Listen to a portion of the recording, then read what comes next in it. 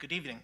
I'd like to welcome everybody to the special meeting of the Planning and Zoning for Tuesday, November 16th, 2021. Excuse me, let me make sure we're live. Let me make sure we're live. Okay, sure. We're live, thank you. Okay. Again, I'll start over. Good evening. I'd like to welcome everybody to the special meeting of the Planning and Zoning for Tuesday, November 16th, 2021. Our first item tonight is Pledge of Allegiance. If all could rise. I pledge allegiance to the flag of the United States of America and to the republic for which it stands, one nation, under God, indivisible, with liberty and justice for all. Thank you very much. Do we have a public notice? Commissioner Dexter could read the public notice. Notice is hereby given that there will be a public hearing on Tuesday, November 16th, 2021, at 7 p.m. in the council chambers of the South Windsor Town Hall to consider the following. Number 1, PZC-sponsored text amendment. Add section Article 2, Section 2.24. A one-year moratorium on retail cannabis establishments is in place to provide the Planning and Zoning Commission with the time necessary to consider adoption of changes to the zoning regulations pursuant to Section 8-2 of the Connecticut General Statutes. Number 2, application 21-40P, South Windsor Stone and Landscape Supply, LLC.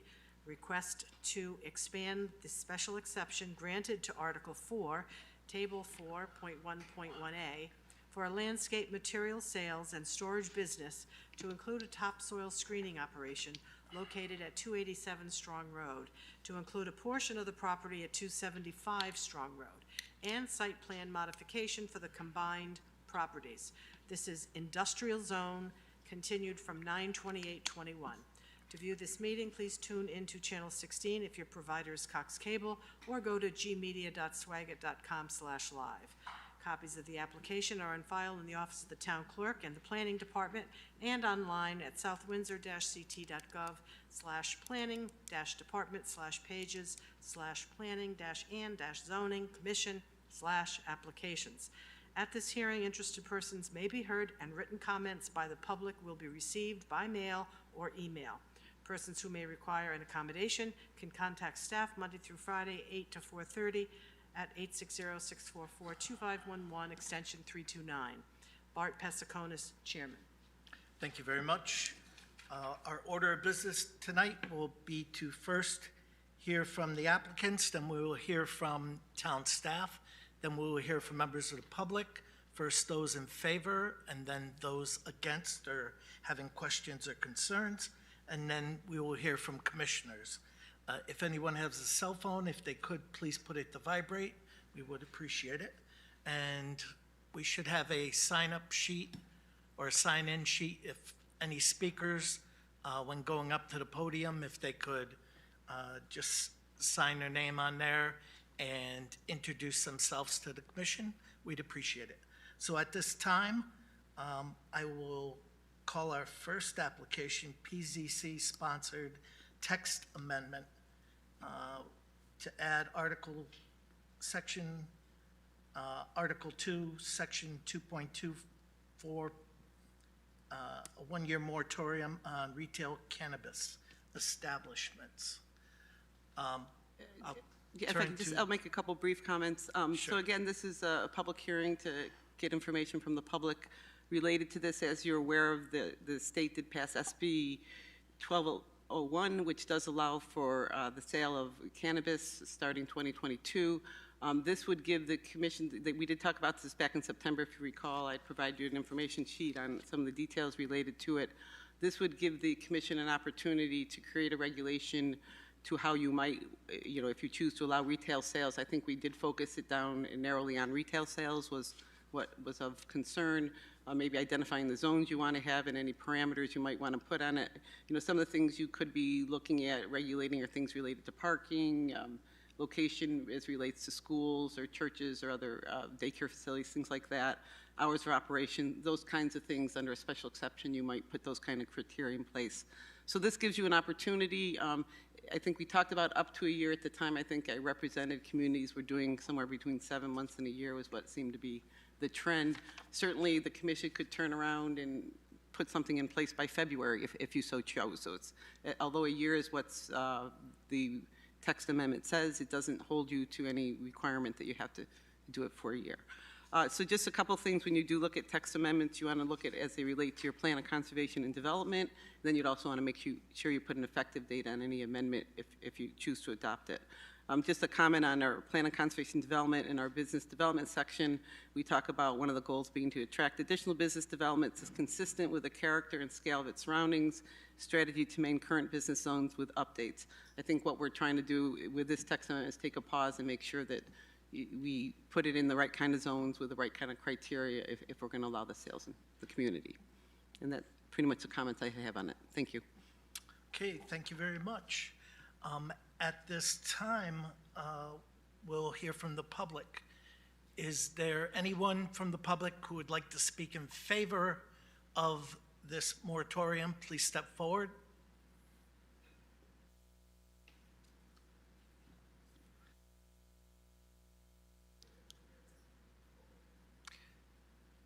And is the microphone on up there?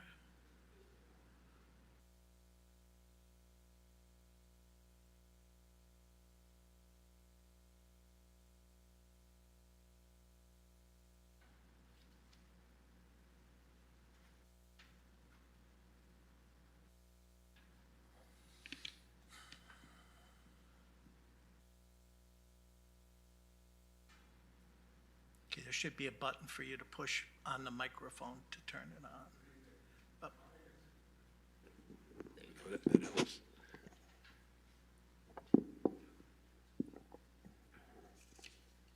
Good evening. My name is Aaron Carbone. My family and I have lived in South Windsor for some 35 years. Our children went through the schools, through the town's school system. Our schools had the DARE program, which taught kids to just say no to drugs. Now we need to just say no. Not only am I for the moratorium, I don't ever want to see recreational marijuana sold in South Windsor. Don't follow others. Other towns are looking at it and possibly, allowing it. We need to be leaders. The drug is dangerous. We can't adequately police it. We don't need it. In fact, I think the recreational marijuana law should be repealed. In closing, I'd just like to add that I'm appalled that some of our town's legislators in Hartford didn't even show up to vote against the legalization of recreational marijuana. I, for one, won't forget that come next elections. Thank you.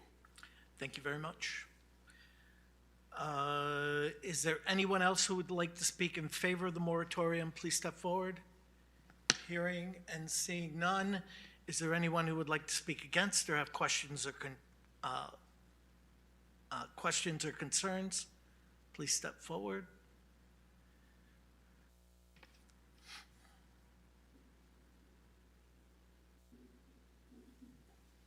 Good evening. My name is Ken Slater. I'm an attorney with Halloran and Sage.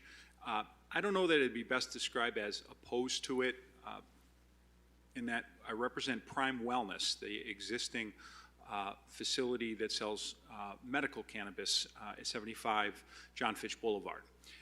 And it plans to be what is known as a hybrid facility at that location and be able to sell to retail cannabis as well as medical. And they believe that the hybrid is actually an ideal model because there's a requirement for the existing medical facility to have a pharmacist on staff. And that's not required for a standalone retail cannabis establishment. So there can be persons who might be able to be well served in the medical community who might be coming in just on the recreational side who will be able to consult with a pharmacy. I will point out to the commission that you might be seeing me soon with respect to the Prime Wellness facility. we filed an application. The general statutes say that in the event that you haven't regulated the retail cannabis sales, that it must be treated like the most similar use. And we represent a number of towns, and we've had towns that have actually granted permits, site plan approvals, and zoning permits for existing facilities, allowing for them from the medical facilities to become hybrid facilities before they adopted a moratorium.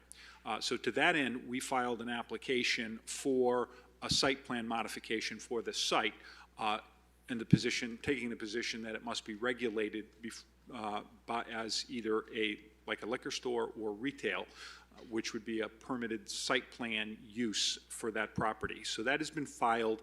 It hasn't been reviewed. It's under review by the town planner and the town attorney. But with respect to a moratorium, what we've also done is, and we would plan to do, regardless of how that application is viewed, is to work in partnership with the Planning and Zoning Commission in providing what we think is good regulation. And Michelle Leip had stolen a little bit of thunder, and I was going to point out that sometimes some of the commissions that we represent think that when they put a one-year moratorium in, that means they're not going to do anything for a year, and you probably understand, and we're just advised that if you came up with a good regulation next month, if you adopted for the moratorium tonight, and you were presented with an application for a regulation, or you as a commission wanted to adopt a regulation, you could proceed with doing that. It's just you'd be putting a hold on new applications if you adopted the moratorium. There's one other thing I wanted to point out that's not clear. When we were advising, clients, both towns and private clients, about the new legislation, our expectation would be that towns that are between 25,000 and 50,000 in population would qualify for having 2 facilities. The department that's going to be regulating this, the issuance of these permits, Department of Public Safety, had a PowerPoint presentation that it provided to the Social Diversity Committee, and in it they prepared maps of what qualification or the number of sites for the different kind of, for growers, for sellers, etc. And they interpreted it in that PowerPoint slide, which is not a regulation, it's not a formal document yet, but they interpreted it that there's only 1 facility allowed until you are a town of a population of 50,000 or more. Which under that interpretation, obviously South Windsor would only be able to have 1 facility. And it's our hope that you'd go ahead and approve. We believe you should approve the application that we filed, and if that's how the statute is interpreted going forward more formally than just that PowerPoint, then there would be no other facility that would be authorized in South Windsor. But we don't know yet how that is going to be interpreted in a more formal way, but I wanted to just point that out for the commission. So we will be presenting, regardless of how the application is handled, we will be presenting, and we actually already have a draft that we submitted to the town planner to just kick around, but we'll submit something that we would consider to be good regulation that you could apply to other facilities in the event that you went ahead and proceeded to approve our application. So with that, I just wanted to present that comment for consideration for the commission with respect to this application. Okay, thank you very much. Is there anyone else who would like to speak against the moratorium or have questions or concerns? Please step forward.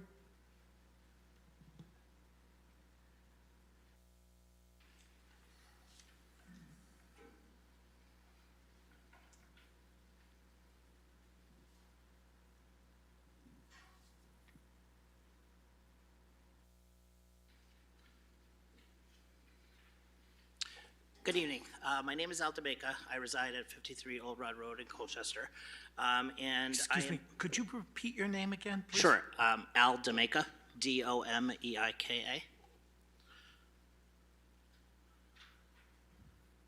And I am the chief pharmacist for Acreage Holdings, who hold 3 medical licenses in the state of Connecticut, as well as other states in the country. I was actually the first dispensary pharmacist licensed in the state of Connecticut, and was an original member of Prime Wellness.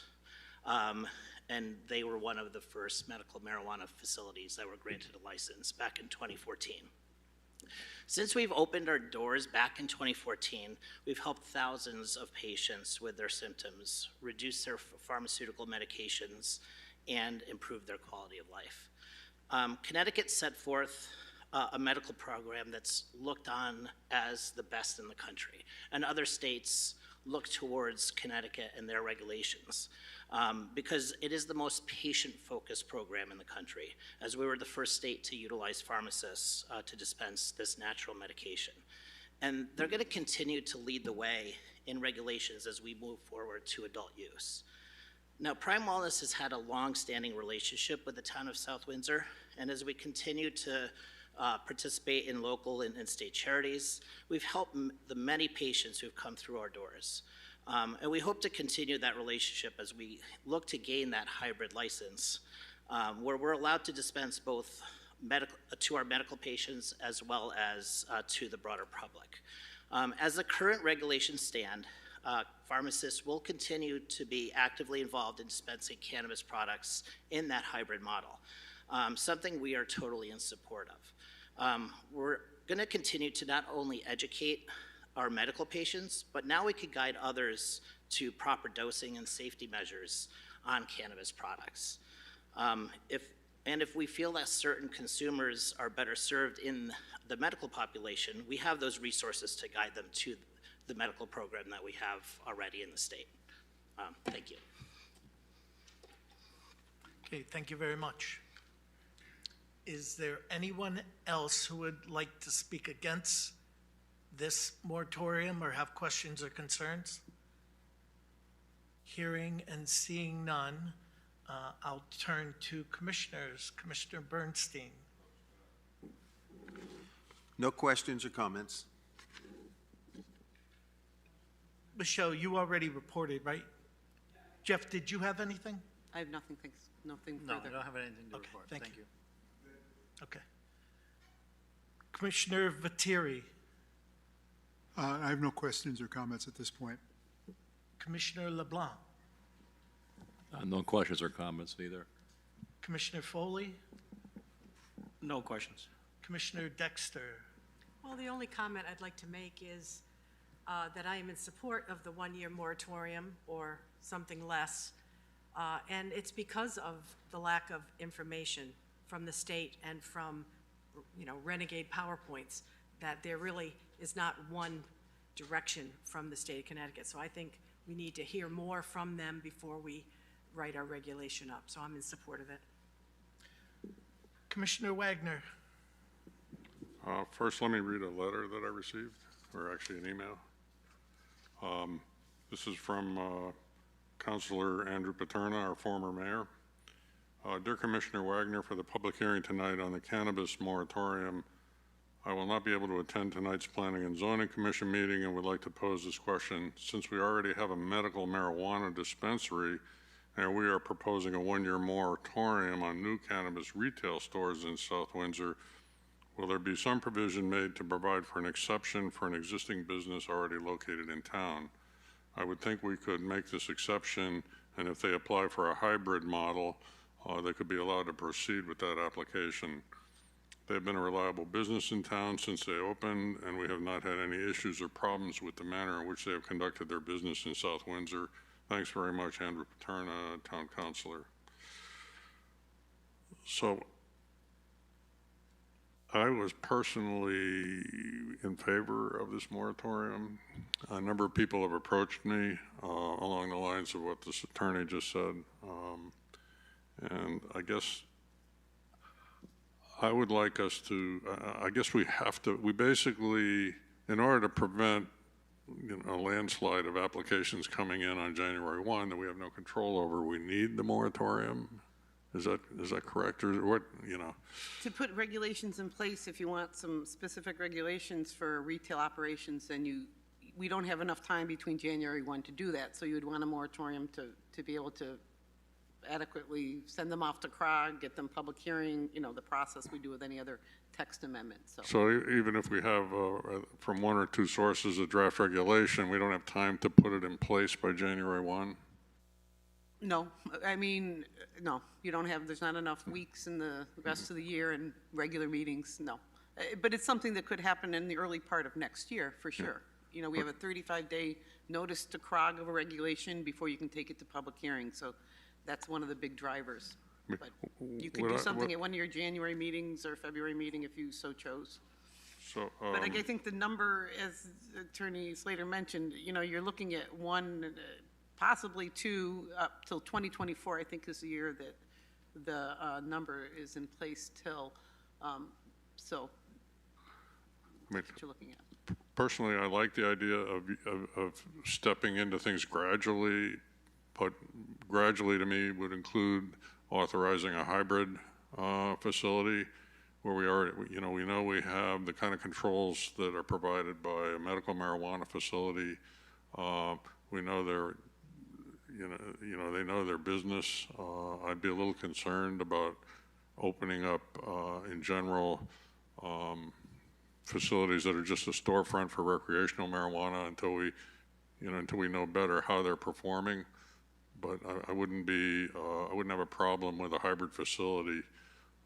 So I think what I'd like to see us do, if we have to approve a moratorium in order to protect ourselves on January 1, I'd also like to be submitting to CROG a version of the regulations that allows for hybrid facilities only in South Windsor, at least initially. And if we find out from the rest of the state after a year or so that other kinds of facilities are working, I would be, willing to look at that in the future. But I'm a little concerned about just opening wide to, every place where we have a liquor store, we could also have a recreational marijuana facility or retail.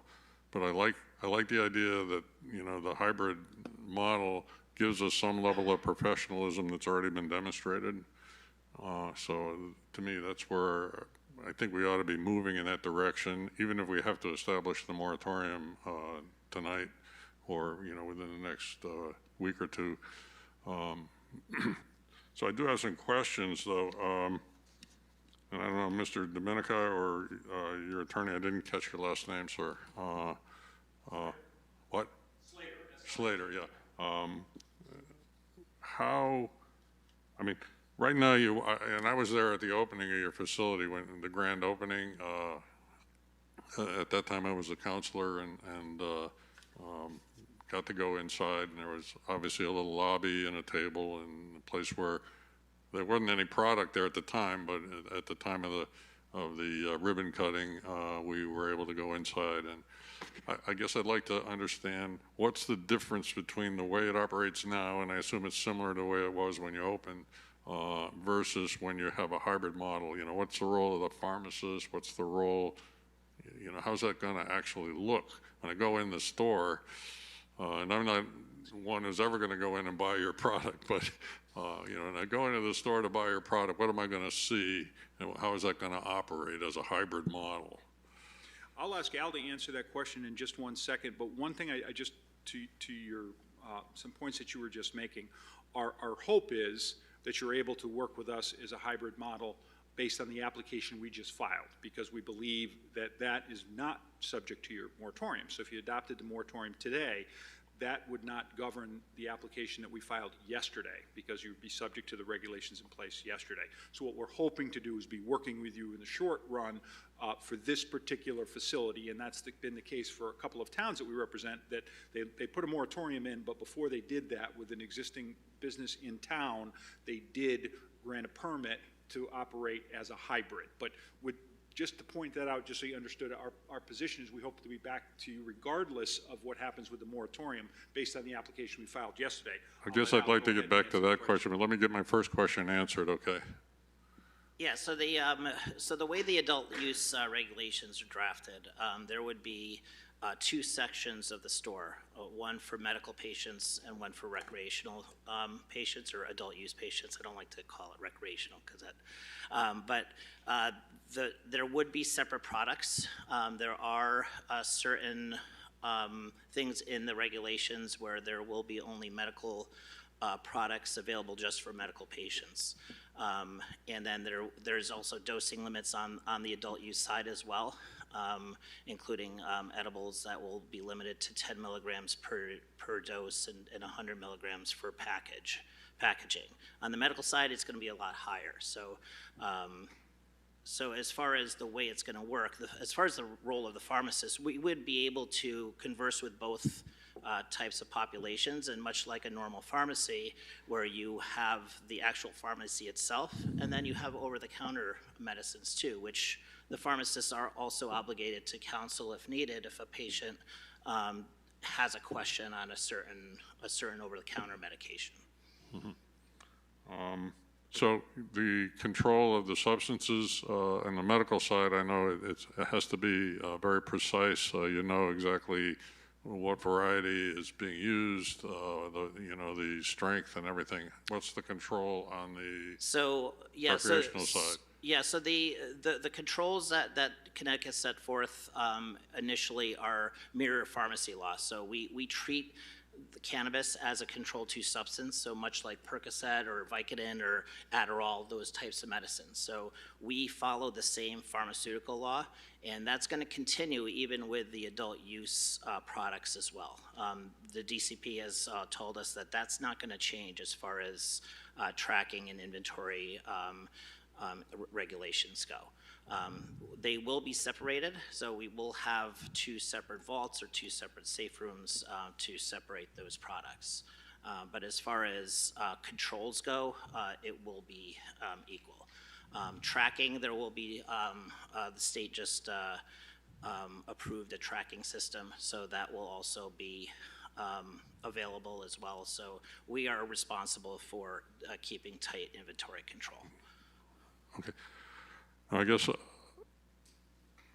I'd like to get back to the question of there's an application in place, but right now we are not allowed to approve adult use marijuana. If you wouldn't mind, I don't understand how we become bound. I mean, normally, okay, if you were coming in and proposing a gas station in a residential neighborhood, the regulations don't allow it.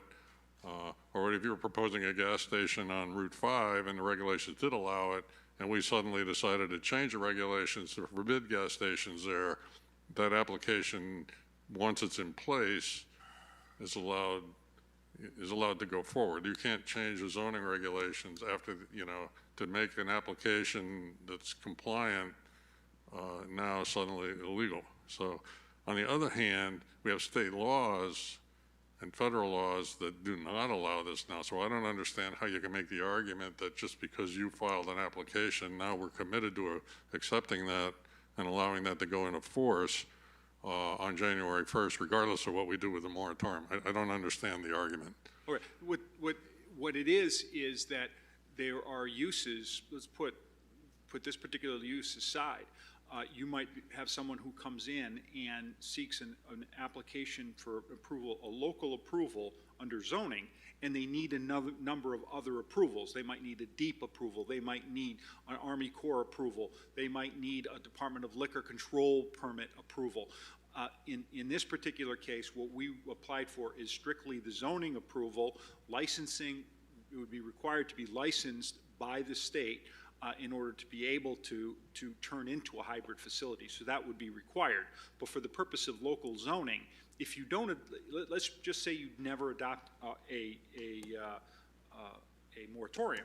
What the statute says, and there is no January in it, what this statute says, it's unlike the accessory apartment, which you might have heard about. You have a period of time in which you can opt out of the statute that would otherwise say you have to have an accessory apartment in every residential dwelling. This statute doesn't say that. What this statute says is that if you haven't regulated it, you must treat it like the most similar use. So for that reason, right now, you haven't regulated it. Yesterday, you hadn't regulated it and a moratorium wasn't in place. So our interpretation of the statute is that for that application, you need to apply the regulations as they existed yesterday, and that if you did go ahead and find that it satisfied the requirements of the site plan, and again, I don't want to, your town attorney is reviewing this. This just literally came in yesterday. So any discussion on that, I think, will really come up hopefully on an upcoming agenda. But if you did go ahead and approve it, that doesn't mean they can obviously start doing it. They're going to need their other state approval, just like if you approve the liquor store, they're still going to need a license in order to be able to operate that from the state. So we'd just be looking for the local approval under the regulations as were in play yesterday. And if you adopt the moratorium today, then there couldn't be another application until either the moratorium is expired and you didn't adopt a regulation, or at the point in time in which you do adopt a regulation. You know, I guess, I mean, you've already heard that I would like to see us move in the direction of allowing hybrid, but it really bothers me that somehow we're getting boxed in by not having dealt with this issue a month ago. And, you know, it's like a game being played with the timing that really bothers me. So I guess we'll leave it up to our town attorney to resolve that, but, you know, I think... We want to work with you. We don't want to box you in, but that's the legislation, that's what it said. So, you know, had the legislature said, you know, that this can't, you know, that this all kicked in on January 1, and if you don't adopt a regulation by January 1, then it must be treated like a similar use unless you've adopted a moratorium or a regulation, then that would be a different story. That's not the way they drafted the statute. So, but we hope to be working with you and maybe, you know... I mean, I think my understanding was that we have until January 1 to establish whatever regulation we want, which could include a moratorium. Okay. I think that's all of my questions, but I do hope we'll, you know, agree among us to submit to CROG a hybrid regulation that we can pass or not pass early next year, even if we do establish a moratorium tonight. Thank you. Thank you. Commissioner Cavagnero. I have no comment. Okay. It does sound like this will come down to something legal at some point. Right now, tonight, we do have this for our public hearing. And we're still looking at hearing arguments for and against. So at this time, I'd still be in favor of moving forward. I see Commissioner Bernstein have his light on. I do have a question or two. Sure. I think this is from Michelle. So my understanding, and it was referenced here, is that because we're a town of 25,000, that we would, by state law, have one retail dispensary allowed?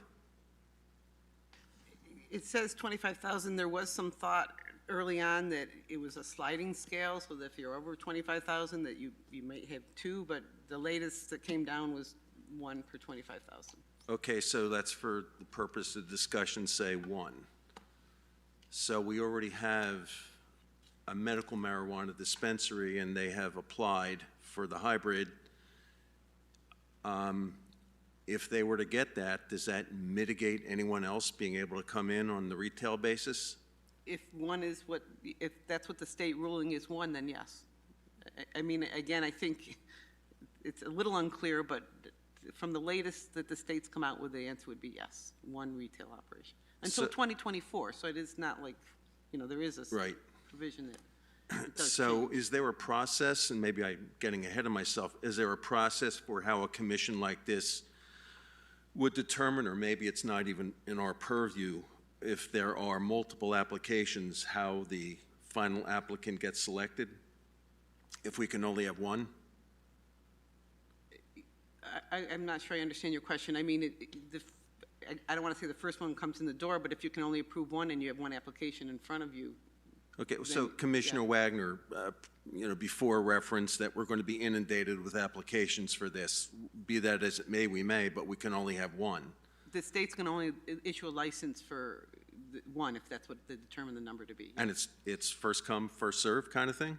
If they, again, you know, they have to apply to the state with local approval. If they go to the state and for some reason aren't successful, then you may have someone else apply in your community. But again, you shouldn't end up with more than the state allows in your community at the end of the day. Okay, thank you. Thank you. You're welcome.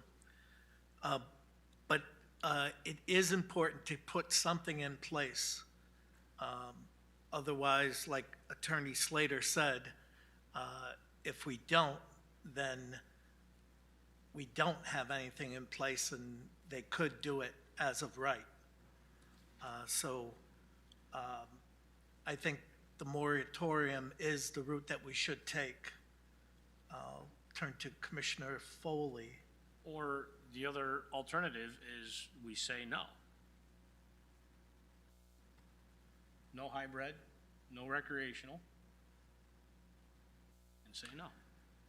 But at this time, right now, the moratorium's on the table. That's what this public hearing is for.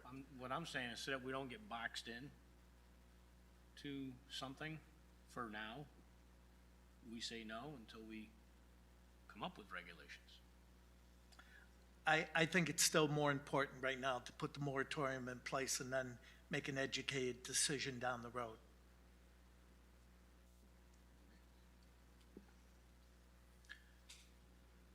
Commissioner Wagner. Yeah, and one more question for Mr. Dominica.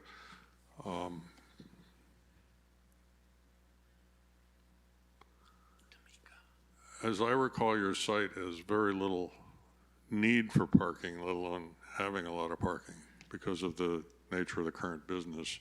So I'd just be curious whether you're thinking about, enlarging the parking or moving to a bigger site. I have trouble, it's a little hard to speculate how much parking you're going to actually need if you ever get this hybrid model in place, but I hope you're thinking about, how that site would work and look if we were to eventually come around and say we like the idea of doing a hybrid.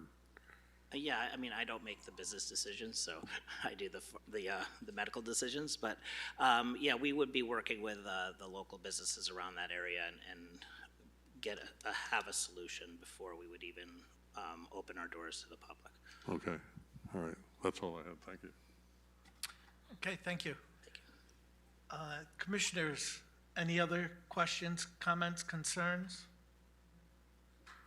Town staff? Okay. Then I'll declare the public hearing closed at 7:37, and we'll address it later tonight. Okay, our next public hearing is application 21-40P, South Windsor Stone and Landscape Supply. Good evening. Good evening. Welcome back. Nice to be here. Thank you.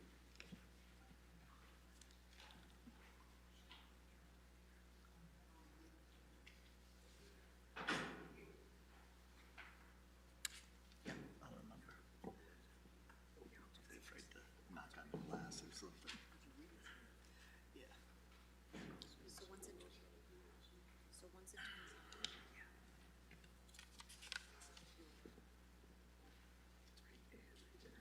so this is basically treated like a dual screen. I'm sorry. It's treated like a dual screen, so you can just drag it and see it. I can wait for it to come out. Oh, good. Oh, that sounds good. I don't know.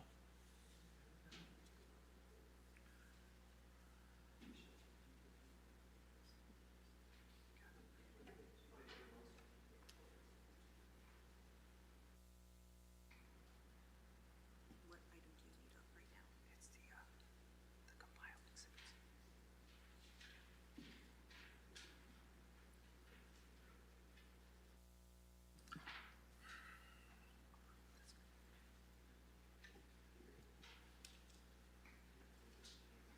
Steph, I'm not watching like this.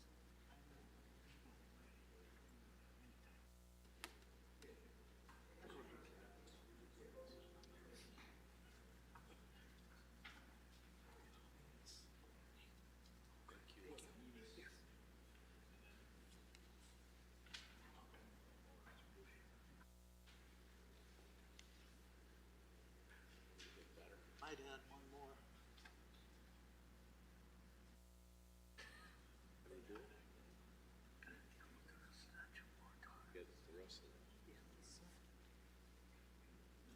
We'll talk. There you go. Thank you.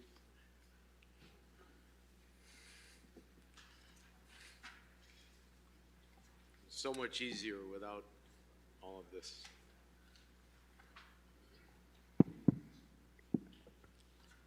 For the record, my name is Peter Alter. I'm a lawyer. I practice law in Glastonbury, the firm of Alter and Pearson. We're here representing the applicant owner in this continued public hearing. You'll also hear tonight from Glenn Martin of Design Professionals, and Peter DeMalley is also with us. We appeared before the commission on September 28th for the commencement of this public hearing, and we've already provided an extension of the public hearing time frame in order to come back to you this evening. At the last public hearing, we discussed compliance with all of the bulk standards as required in the industrial zone. This property is in the industrial zone and is situated almost directly in the center of the large industrial zone that exists along Route 5 and both north and south and along Nutmeg Road North. All is shown on the plan that's on display, as well as the ones provided to the commission. In addition, we reviewed all of the standards for a special exception and site plan approval, indicating that we complied with all of those requirements as well. Just to refresh everyone's recollection, since it's been a while since we were here, we seek approval for the opportunity to manufacture topsoil on the site currently serving the business as shown on the plan. This is a very important element of the existing business that's been operating at the site under a special permit that was previously granted by the commission. Currently, our applicant, South Windsor Stone and Landscape, has been using a site at the brick company property to the north of our site on Strong Road, but have been advised by the brick company that that property is for sale and that their lifespan at that site to manufacture topsoil will be limited. In addition, our client has entered into negotiations with the town of South Windsor for the lease of a site nearby, but as of this moment, that lease has not been finalized, has not been executed by the parties. It's limited to a span of 2 years with no indication that it'll be continued after that. So our client seeks a place, an opportunity to manufacture his product on property that he owns so that he has a permanent home for this part of his business operation. As I indicated, we're in the middle of the heavily developed industrial zone in this portion of South Windsor. And we certainly are not ignoring the fact that there are several non-conforming residential uses nearby, and we are trying to be sensitive to the concerns expressed by those residents, owners. Glenn will explain some of the further steps we've taken since the last time we were here in terms of providing additional protections and screening to those residential properties. We have also addressed concerns that were identified in earlier applications. For example, we've provided you with truck and traffic pattern, truck accessibility information to indicate that the trucks delivering the raw material and then taking away the finished topsoil can access the site safely and conveniently. In order to accomplish that, the owner applicant removed a number of landscape material bins to enhance this traffic pattern. We've proposed limited hours for the operation of the trommel equipment to manufacture the topsoil, and we would certainly agree that that can be a condition of approval. You'll see on the materials that Glenn will go over that this particular aspect of the developed business on the site will not be visible from any public way, Strong Road, Route 5, both are now well screened, as Glenn will show you. In addition to that, we've provided an updated noise report that indicates that the operation of this piece of equipment does not violate the noise standards for the town of South Windsor.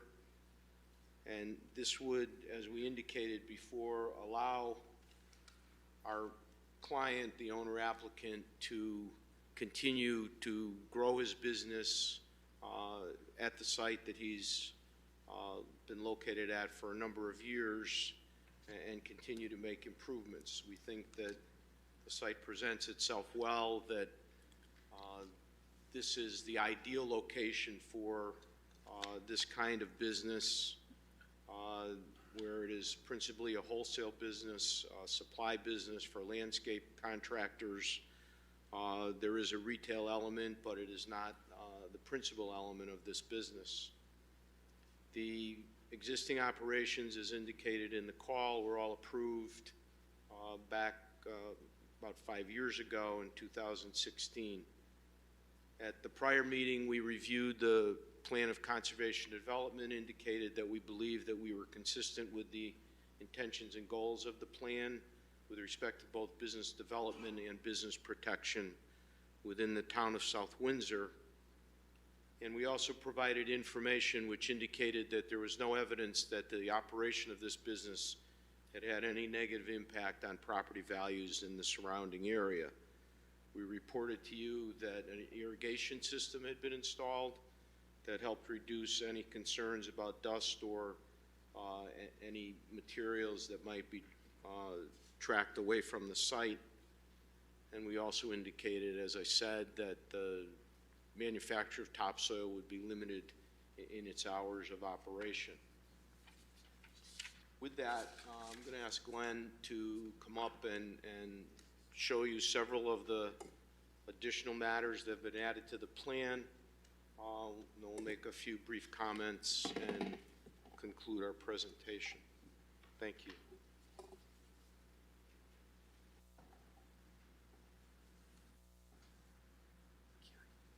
For the record, Glenn Martin, landscape architect with DPI. We believe the proposed topsoil screener will be effectively screened by the existing buildings, fencing, vegetation, and proposed 8-foot-tall evergreen arborvitaes. The topsoil screener will not be visible from Route 5 or Strong Road. The screener will be placed at the rear of the property in this location. 5 existing bins will be removed to allow that to be located there. And proposed arborvitae screening will be placed here on the west, near Route 5. Also here in these 2 locations to supplement the existing 6-foot height vinyl fence, which is there now. We also have some proposed arborvitaes here, a full row here, and a few more here to screen the screener in the rear. And also we have proposed arborvitae screening here to fill in the gap, which is there today, and also a new 6-foot high vinyl, solid vinyl fence in that area as well to further screen the topsoil screener. One thing we're doing is removing this bin. This will allow the arborvitae screen to be placed here, as well as allowing better truck movement for the trucks coming in and pulling around and then getting out eventually back to Strong Road. And also for screening, we have existing arborvitaes in this area.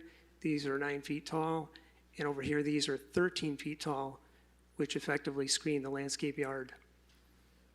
And also some existing shade trees here and mature shade trees on the western part of the site. So overall, the topsoil screener, we believe, will be effectively screened from the adjacent roads and the adjacent properties. At this point, I'll turn it back over to Attorney Alter.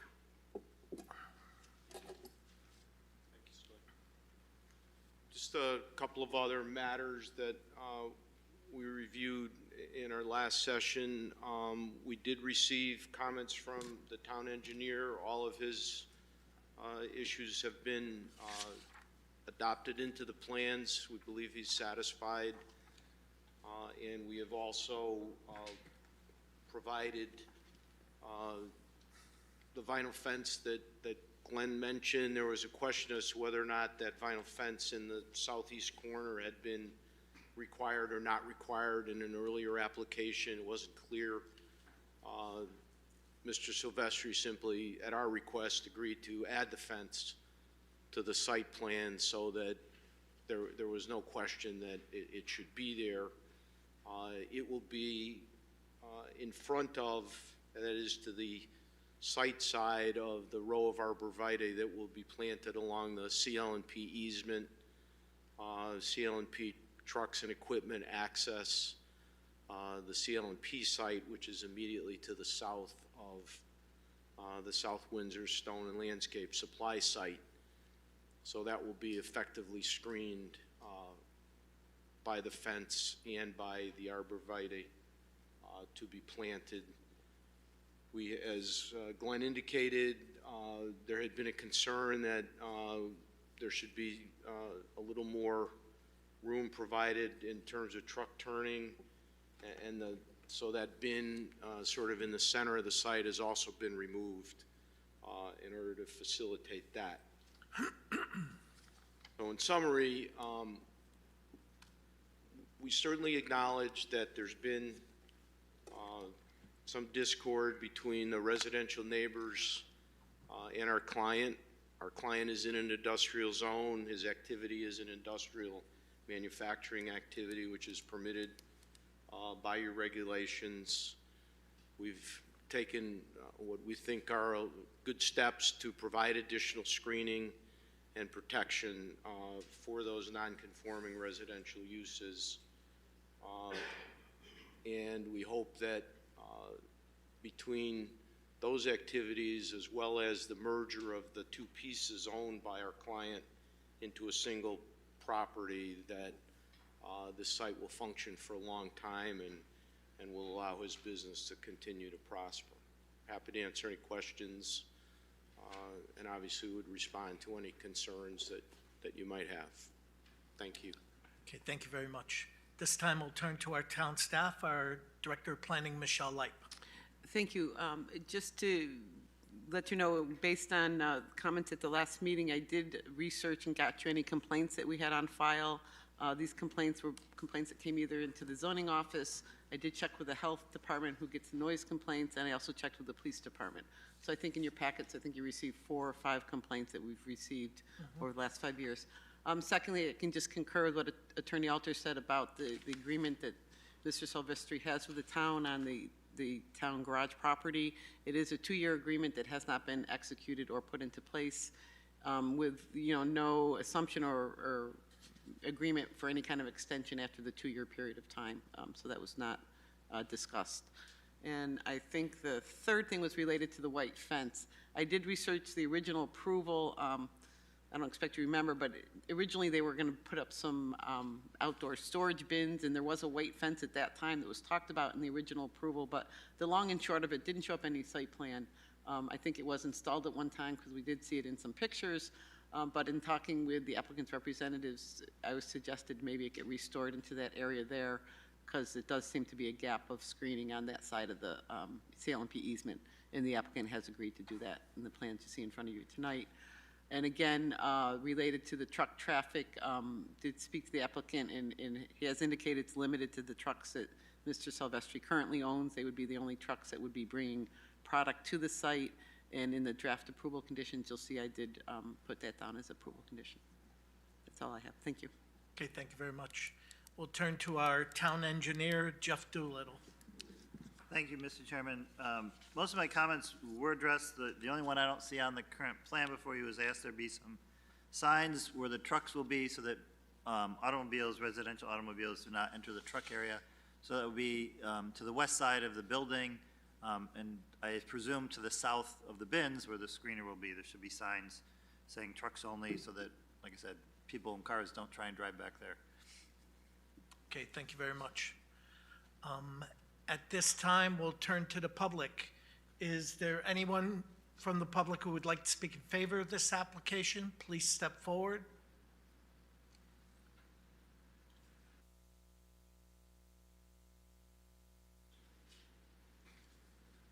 Al Arnold, 94 West Road. Kevin, just wanted to say I like the idea of art screening. He does a nice product, and he's very beneficial to the town. His company's been in business for a long time. I've worked for the town for many years and just retired, and he's been there way longer than I have. So I would like to see you guys vote in favor of this, please. Thank you. Thank you very much. Is there anyone else who would like to speak in favor of this application? Please step forward. Hearing and seeing none. Is there anyone who would like to speak against or have questions or concerns? Please step forward.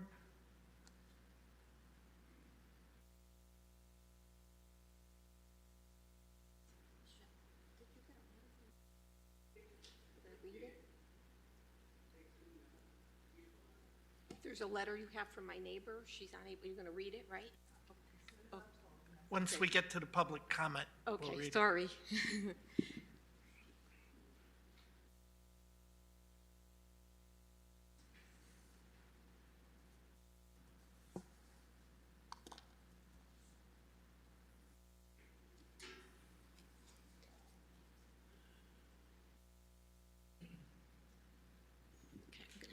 Kind of short here, so. Good evening. My name's Virginia Bamber. I live at, I'm sorry, I'm gonna move this. I live at 315 Strong Road. I've been at that residence for 37 years. We were here before this property was just a piece of land because the prior owner had the house and a little greenhouse, but that was all open field where he is now. So we've been there, most of us. My neighbor next door, who's very elderly and cannot come here, she's been there 50 years. So we just wanted to make sure anybody who was new may not know some of that, and some of it was in the last meeting. I'm opposed to this application. The applicant has filed plans that show he is requesting to put a 65-foot screener in a spot where he currently has materials approved previously for sale. The question is, will the additional activities of screening topsoil, even if only between 10 and 2, create chaos and safety of the applicant's current operation of sales, landscape materials, and affect our quality of life? First, something I noticed in the plans. There's two pictures I gave you, and they're dated on the back, 11/12 and 10/17. They're of the back of the property. The applicant's plans show 12 bins in the back. Well, there are only 8, if even 8. I can't go on the property, so for where I took the pictures, it could be 7. And this is including all the way up to the covered bin. So I'm not sure why they're telling you they have 12 bins and they're taking away 5 and leaving 7. So at this point, if he's leaving 7, his operation with the, if you look in the picture, you could see the covered bin. He's got a pile of sand next to it that's probably, I don't know, 14 feet high and 20 feet wide. And then there's a bin. That bin is number 5. So if he's leaving 7, he's going to be moving his operation all the way down to the end. He's going to be leaving 2 bins. So what he did was he made the bins bigger. After he was approved in 2009, he made the bins bigger. That's why there's not 12. So it would make you think that the materials in there, since he's created more room, are materials that are pertinent to his business, that he's selling a lot more because he'd like to keep a lot more on hand. But I just want to let you know the plans are wrong, because the whole back of that property, and so obviously if he's putting a 65-foot screener between, starting at the covered, okay, the covered, he's got to move that big pile of sand that's next to it, has to be moved all the way down. So he's going to end up with 2 bins. It just doesn't make sense. If you look at the pictures, this is the back, the best, like I said, I could get. So if the applicant is now stating he is leaving 7 bins, his 65-foot screener and 2 20-foot wide piles of unscreened and screened topsoil will not fit. They will not fit back there. And it's convenient. I gave you last time a picture of the screener, and you can see that that screener's not small. He might call it a portable screener, but it's not a small screener. So is the applicant hoping you will approve him and then put the screener in another part of his property because he wants to keep those bins with that material? I don't know. That's a part of that. Another thing I think that should be looked at is the safety of the traffic flow, especially during the busiest months of April 1st to Labor Day. These months, he says he sells most of his topsoil. Along with the 10 to 2 screening times, the plans show traffic flow going between the hoop house, okay, which is the square in front of the screener. He shows his traffic pattern is going between the hoop house and the screener. Okay, to operate a screener, and I have to tell you, I'm not like an architect or an engineer, but my kitchen window faces his property, and I'm at that, I don't have a dishwasher, so I'm at the sink a lot, and I could see everything because his wall is very low on our side, so you can really see a lot that goes on, and even upstairs from the bedroom. So to operate the screener, the payloader would have to be in front of the screener, which would mean when operating the screener, he was traveling from one end to the other. He's got the on-screen materials, he's got to pick up, he's got to do that all in the traffic lane, because the traffic lane goes around the hoop house and then go down and then it goes out and then it stops, so it makes a loop. So for 6 months, is he going to be safe for customers buying from the bins in the back? Because the customers still, even though I think Mr. Doolittle said something about the traffic, those are all bins in the back that have material, so the customer has to go back there with his dump truck or his pickup truck with a trailer on the back. He's got to go back there and he's got to be loaded. So to me, these customers are going to be competing with his payloader going back and forth, screening, which especially during the demand of the months that he's going to be selling most of his topsoil, he's got to be in that area with a payloader, a big one, the little one, the Bobcat, whatever. It's going to be moving around. Is he going to stop and wait for the person to go out? It seems like it appears it's going to cause chaos and safety issue.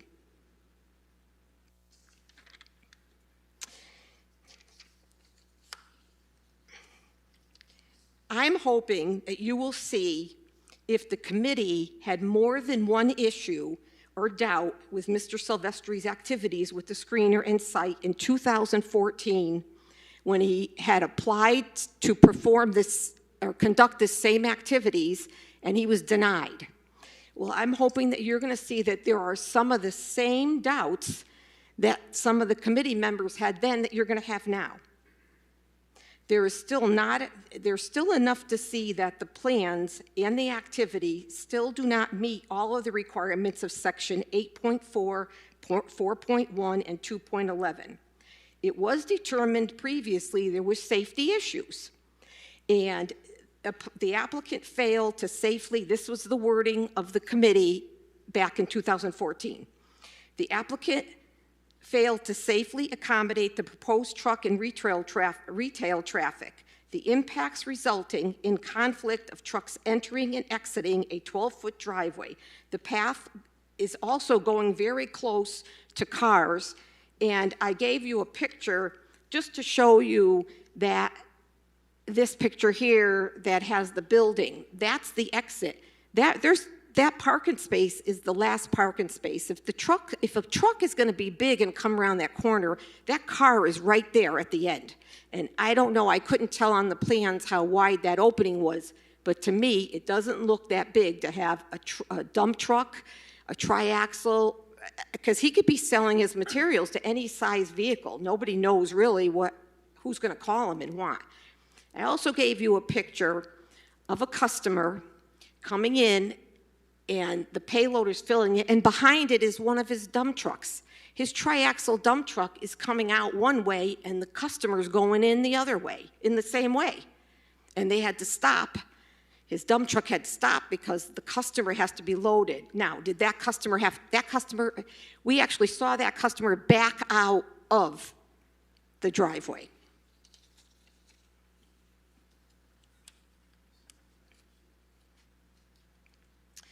The previous committee also said that the land was not physically suited for proposed use. There was already a concern that the existing site already exceeded the bulk requirements for the zone site. It was tight.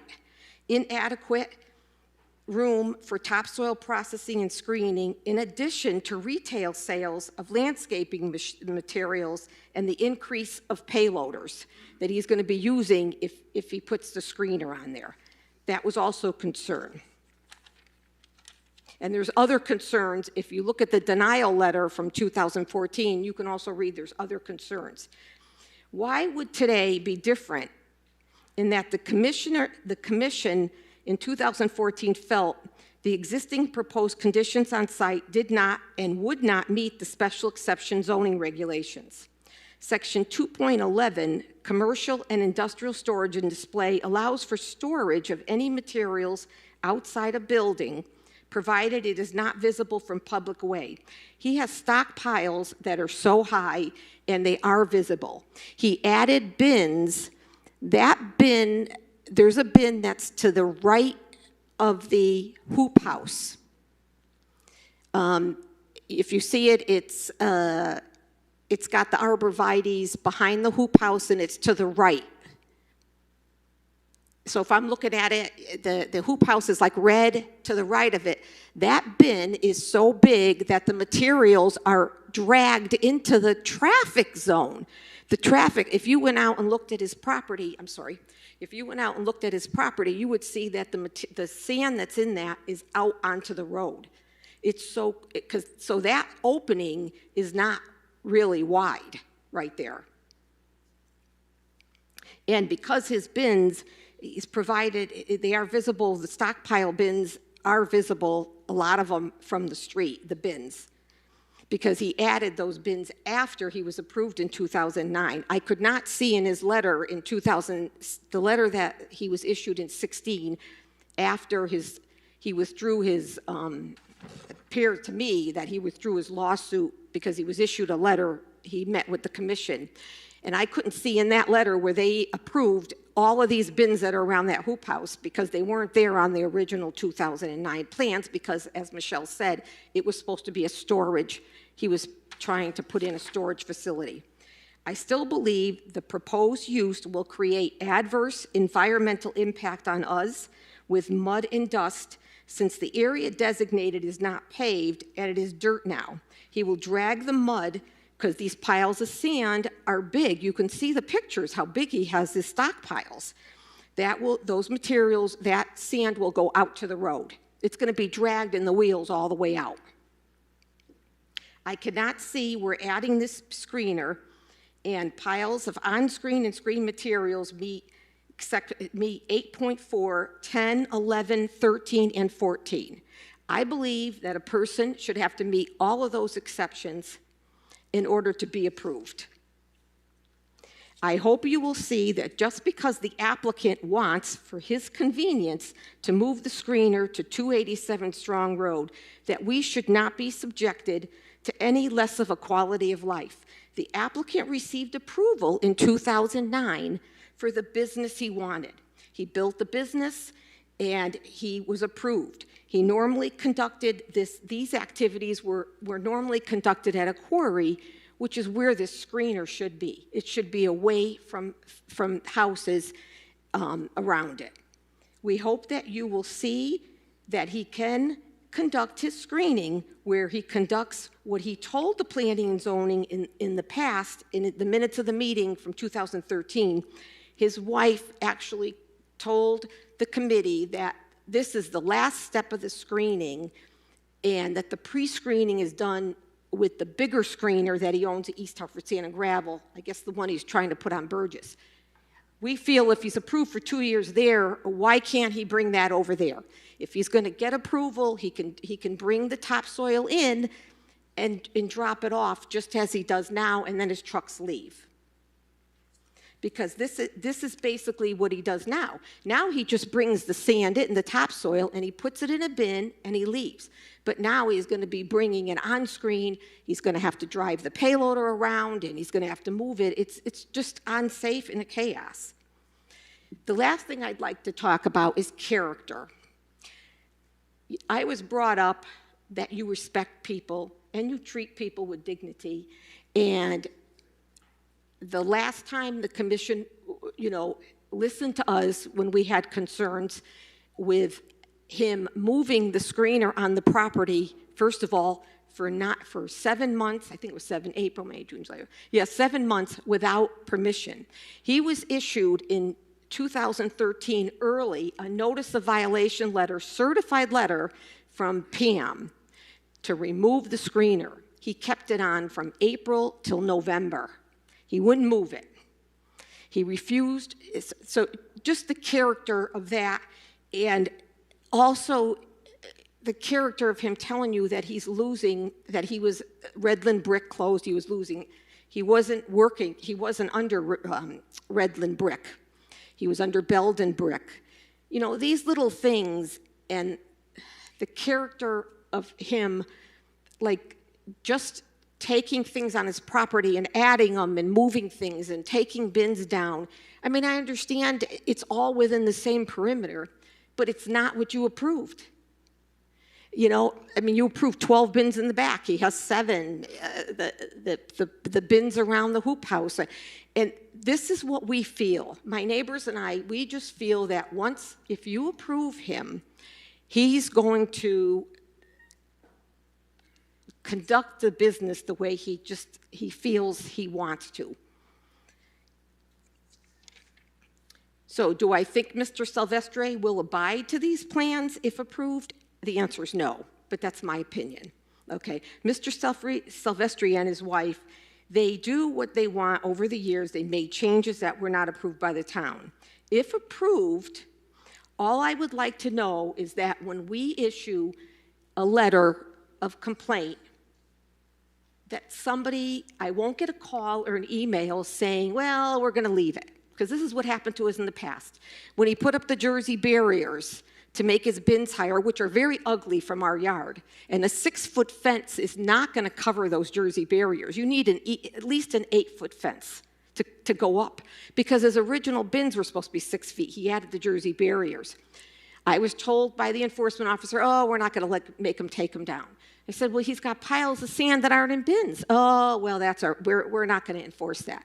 We can't assume that this is going to happen. We just want the confirmation of the committee that if we see something detrimental that's going to affect, that we will get consideration and something will be done.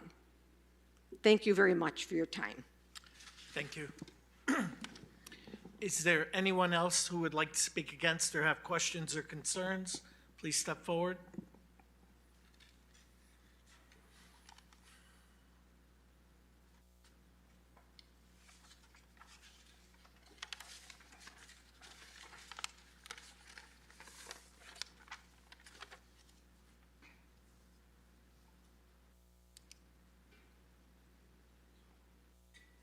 Good evening. My name's Rick Bamber. I also live at 315 Strong Road. And I just want to make a couple of comments. Some years ago, when he came in and, he didn't get permission to have his screening operation going, but he did it anyways. And I can remember he also used the road that is adjacent to his property, which belonged to the electric company. It was CL&P at the time. Now it's Eversource. And he used that without permission. And anyways, CL&P got wind of what he was doing, and they told him to back off, get his trucks off of that driveway. And it took a while, but he did. And the town also was, issuing letters to him telling him to cease his operation at the time, because he had no permission to do that. So, when it comes to rules and regulations, I don't think he's going to follow any of that. So, I'm very hopeful that, he is denied permission for his screening operation. Also, for me anyways, I think it's, if you're going to have a screening operation, you need an open area, some place where you can screen. You don't have to worry about traffic. You don't have to worry about, people riding their bikes, neighbors, because it creates a lot of noise, a lot of dust. We know this because we lived through that period of time when he operated a screening operation, and he had no permission to do that. But we lived through that because he just kept going on and on with that. And I got to tell you, it was the worst summer that we have spent on Strong Road because of that operation going on at the time. Our quality of life at that particular summer, right down the drain. And that's another reason why I'm here speaking up about this tonight, because we just don't want to go through that again. And, also, I think that if he is allowed to do this, that it's going to devalue the house and property that, we take a lot of pride in, and so do my neighbors. We have spent a lot of money to improve our house, our property, and our neighbors the same way. And, I know that we live in an industrial zone area, but we also live in a neighborhood, We have about 8 or 9 homes that surround his area. And, everybody, they fix up their place. They take pride in what they have like we do. And I think that if he's given permission to operate this screening, I think it's going to take away from the value, that we and our neighbors put into it, And I would hate to see that happen. Thanks for listening. Okay, thank you very much. Is there anyone else who would like to speak against or have questions or concerns they would like to voice? Please step forward. Hearing and seeing none. We have a letter to read into the record. We do. This letter's from Nancy Jackson. She lives at 306 Strong Road. To all the members of the Planning and Zoning Commission, I am writing this letter opposing the expansion of South Windsor Stone and Landscaping Supply, LLC. My name is Nancy Jackson, and I live at 306 Strong Road, which is located diagonally to SWSL. I've been a resident on Strong Road for 38 years, working locally at St. Francis Hospital as a registered nurse. Through my time here, I have also raised 2 daughters who attended the South Windsor school system. I'm writing this letter for a number of reasons. First, I'd like to describe an incident involving SWSL on November 9th, 2021, at approximately 11:30 a.m. I was raking leaves in my front yard with my back towards the street. All of a sudden, a large SWSL payloader with no plates dropped the bucket right in front of my house, and I looked towards the noise, and the individual in the payloader was laughing. I believe it was the owner. You can only imagine the noise from when the bucket slammed onto the road. I was literally shaken up, and my heart was racing. This behavior was purposely antagonistic and a form of harassment. I was so upset over this incident that I immediately called Michelle Leip, who encouraged me to write this letter in the form of an official complaint. In the past 6 or 7 years, when the residents of Strong Road were dealing with a new application of SWSL, there were several times that myself and my neighbors experienced verbal and visual harassment. Several of these accounts have been documented recently and in the past. During the past 6 years, the neighbors of Strong Road have kept to themselves, maintained the quality of life that the town of South Windsor offers. Now again, we're facing another SWSL expansion, which will include increased noise and dust pollution from the sand screener, as well as increased truck traffic in and out, which commits a safety hazard. I feel the new site plans also do not allow enough room for the truck traffic pattern within the property. During snowstorms, SWSL allows various contractors entrance all hours of the night to fill their trucks with sand and salt, disturbing the peace. The constant noise of trucks backing up and banging their buckets is against the noise ordinance, another example of SWSL not following their plans of operation. To this point, SWSL is not friendly, nor neighborly, nor trustworthy. I ask that the Commission review all past and present minutes and letters before moving forward with this application. Thank you for listening to my letter as I was unable to attend the meeting tonight. Please consider all the documented information prior to making your decision regarding the expansion. This will have a negative effect on the quality of life for the citizens of Strong Road in South Windsor. As stated in the special exception criteria, a balance between neighborhood and acceptance and community needs is paramount. Respectfully, Nancy Jackson. Thank you. At this time, we'll turn to commissioners. Commissioner Cavagnero. Yes, thank you. I just have one thing, because I know a lot of my questions and concerns were answered at the last hearing we had for this. So I'm looking at the sound study that we were given for this. I'm looking at sound measurement site 2, the page for that, the line graph. I don't see this trend on the other two, and I know they're two different sites. So I'm just curious, because I looked at the operator's notes and I don't see it. But a little bit after 1:22 p.m., I see a spike, and as it goes back down, it doesn't go back down all the way. Trying to explain it with,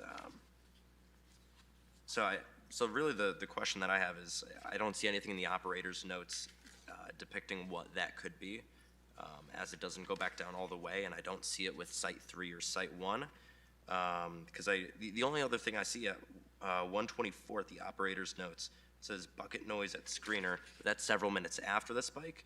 I'm just curious if you have a reason for that spike and why it didn't go back down all the way, because for me, it doesn't line up with the line of best fit for this I'm trying to see. So that's the only thing I'm curious about, if you have an answer.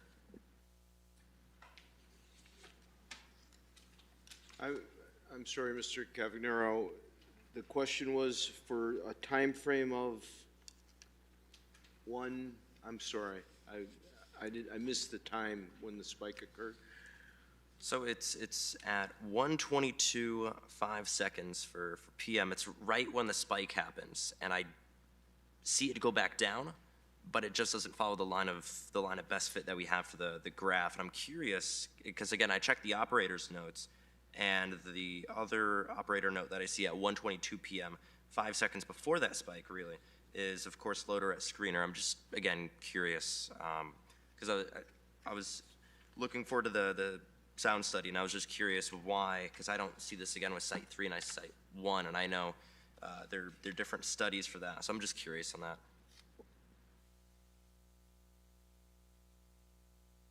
Many times, at least in my experience, I'm not a sound engineer, I'll put that out right away, is that there's extraneous sound that occurs that spikes a sound meter. It's not the sound you're measuring, it's a car going by, it's an airplane, it's some other noise source that causes that to happen. And I can't say that that's exactly what this is, but the sound seems so consistent. Dump truck going by, 306, it was a dump truck going by. So Mr. Damali points out that the loudest measured sound it's in the report, while a dump truck was unloading material on the site. That was the loudest sound, 62.3 decibels, taken in front of 306 Strong Road. Loudest sound while the payloader was dumping stone into a customer's pickup truck was 68.7 decibels. Measurement was taken on the west side, in the west side yard of 307 Strong Road. So those seem to be pretty consistent with sound measurements that are shown on the graphs.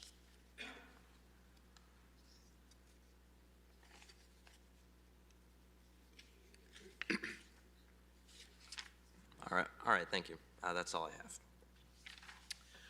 Commissioner Wagner. I did take up the offer to visit the site during between these two meetings, and I happened to, without any particular planning, end up there when one of the dump trucks was unloading topsoil. And as is pretty normal for a dump truck, the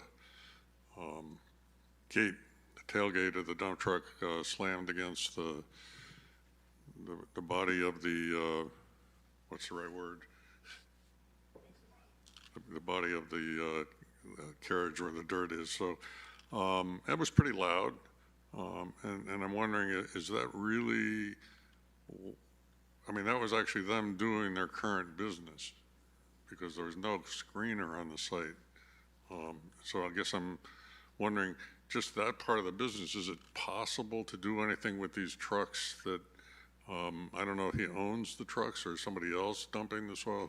Who's actually dumping the soil or doing the maneuvers associated with moving topsoil? And I recognize this was obviously topsoil that was screened somewhere else and being dumped on the site, but you know, when they're operating the screener, they're going to be taking in the raw material, feeding it into the screener. It's going to basically be the same operation. One of the conditions that your town planner asked that we include, which Mr. Silvestri agreed to, is that only his trucks will be delivering and carrying away topsoil to be processed on the site, and that will give us some measure of control over that. What, at least in my experience, the truck drivers use that opportunity to shake the last of the material out of the bed of the truck. Otherwise, they have to get out of their truck and actually physically remove the material. So that's how that happens.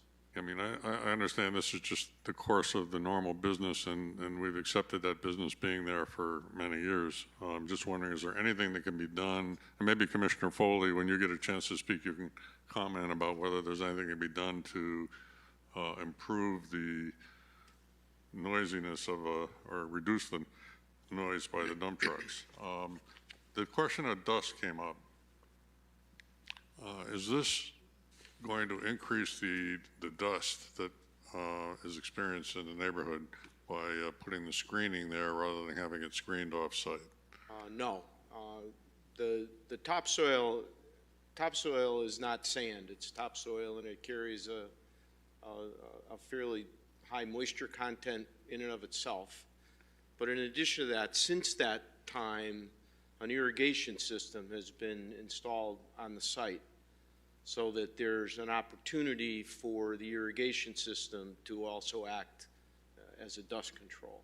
That did not exist in the time that the neighbors were referring to prior. So unfortunately, I never seen one of these screeners, but I imagine it's a big cylinder with some kind of a mesh or something and turning around and letting the topsoil screen through, and you get rid of the stones and whatever else is in there. That's correct. Is that being sprayed with water now? Is that part of the irrigation system that's being added, or what about the dust while the machine is operating? As I indicated, the topsoil, it carries a moisture content. It's not sandy material that you would typically find to be windblown. It's a more stable material as it's being processed.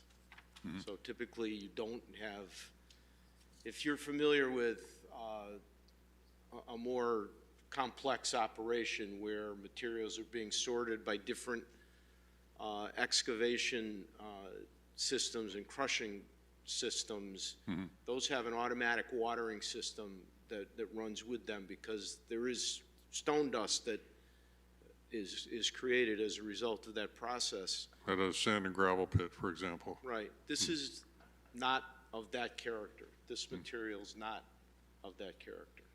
Okay.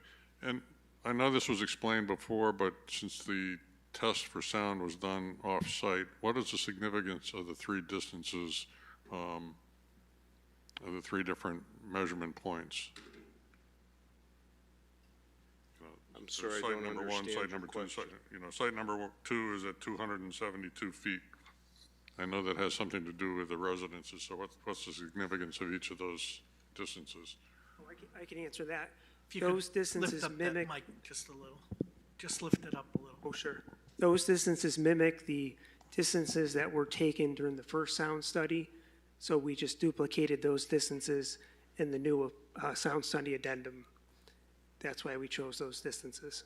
So how far is the residence from the site of the screening machine that you're going to install? The nearest residence, is that what your question is? Yeah. How far is it?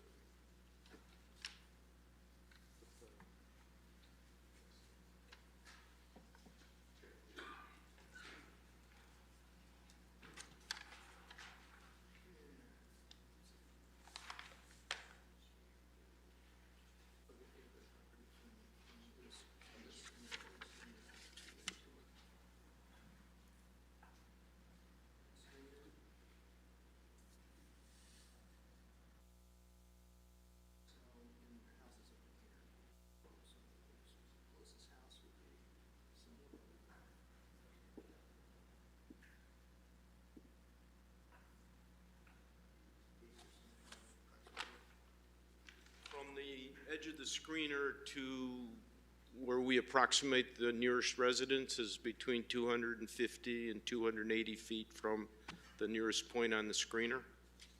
So this site number two is probably the measurement that is most relevant to those Most people. approximate to that, yeah. Okay.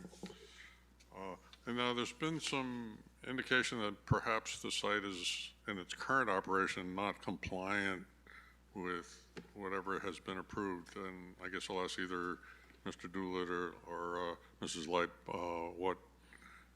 what's going on there? Is it compliant now?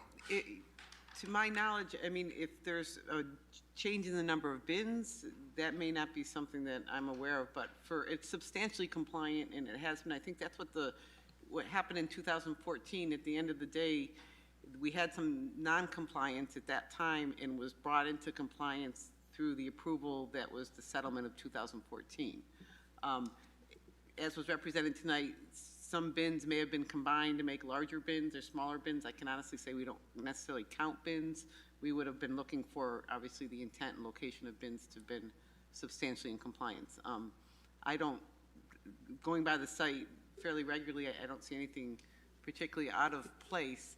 I guess the only comment I would make related to the piles out there is they are showing an area that they're showing for equipment storage, an outdoor storage area.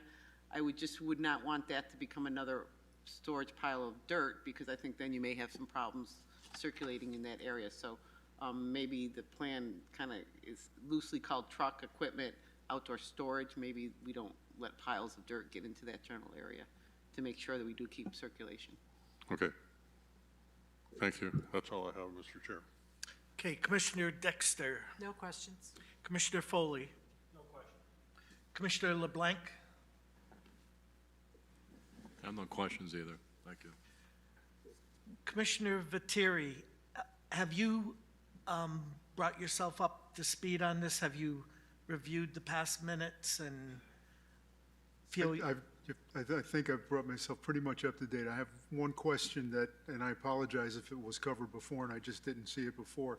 And it was just about the additional traffic of trucks and customers. Would that basically, the truck traffic be coming from Route 5 in and then back out to Route 5 as opposed to using Strong Road in the opposite direction? There is a great, more of the truck traffic comes from and goes back to Route 5. I certainly am not going to say that no trucks go in the opposite direction and maybe go down Nutmeg Road North or continue on Strong Road, but the greater amount of traffic certainly comes from Route 5. Okay. Yep, that's it. Commissioner Bernstein. One question. Did you say that Mr. Silvestri's trucks are the only trucks that would be going in and out with material? That's what, I believe you drafted a condition. Yeah, that's what was represented in your letter to us, so yes, and I drafted that in the condition. As far as for the screening operation? Correct, specifically to the screening operation. Just wanted to clarify that. Correct. Okay, so the context for the question, just from personal experience, I know that that part of Strong Road is fairly narrow, and I would think there would be an issue with a large pickup, a large dump truck going in and out of the facility, and so I just bring it up to assure us that that is not an issue. At least to my understanding, Strong Road carries Town of South Windsor trucks to its highway garage. It carries CL&P bucket trucks and equipment trucks. And there have been, since our client established his business there have been trucks in and out of there on a regular basis. The only difference here is that instead of manufacturing the topsoil somewhere else and bringing it to the site in the dump trucks, material to be manufactured will come and material that's been manufactured will leave. But the trucks have been coming and going on the site historically since it began its operation. So in terms of the impact of truck traffic, the truck traffic is going to be very similar.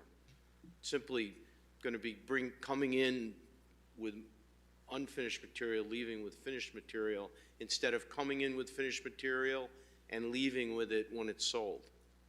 Okay, all right, thank you. You're welcome. Okay. Yeah, I get a shot. I was just going to respond to Steve's question about the tailgate. By all means. So, Commissioner, Vice Chairman So Foley. as they slam the gate, Steve, to help release the material when it's wet, they do now have it vibrates the body.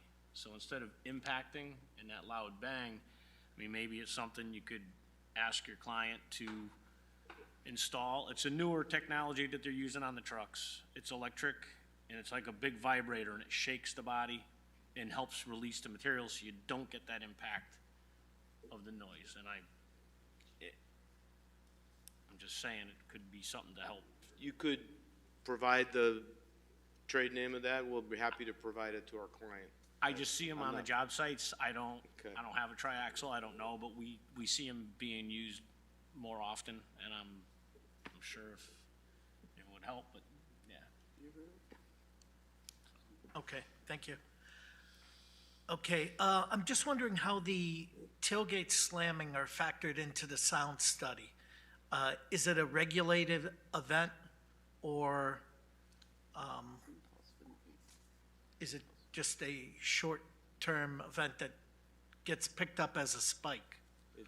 It's a short-term event that would show as a spike. It's not the sound studies measure a constant noise level, and they identify changes in that level, but a spike, like a sudden noise, just shows as a blip and then goes away. It's not consistent. That's why when noise ordinances are enforced, a spike noise is not a noise violation, an ordinance violation. It has to be a noise that exceeds the decibel level prescribed by the ordinance on a continuing basis.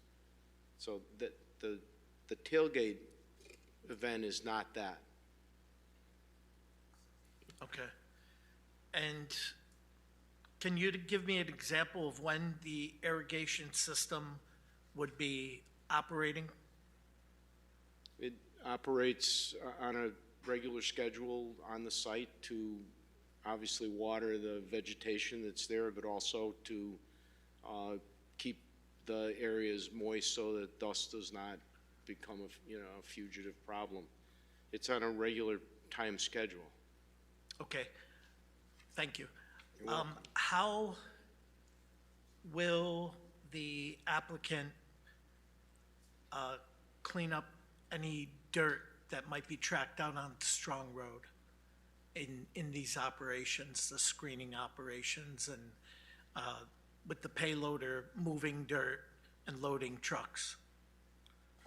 I'm not aware that that's a problem now. Typically in any site where material is being moved, the operator has a system to remove dirt from the road on a regular basis, and we certainly have no objection to a condition of approval that says that he'll take steps to do that. Sometimes you send a guy out there with a push broom and a shovel, and some people If you have a could sweeper. speak into the microphone. Right. Thank you. And sometimes you have somebody with a push broom and a shovel, and sometimes you have a small sweeper. Okay. So, We would have no objection to a condition of approval that says that that has to be regularly maintained. okay. And I believe I did hear, the resident had a concern with that one bin that was in front of the hoop house. And what I believe is happening on that is that bin is being removed, and I believe your application has those arborvitaes moving back to the wall that abuts the hoop house, That's correct. giving you another maybe 8 feet to maneuver. There's the aisleway providing access to the rear to the, as you look at the, to the right or east of that row of arborvitae is 25 feet wide by scaling it on the plan. And we, in response to a concern, we did remove that bin to give additional turning area there.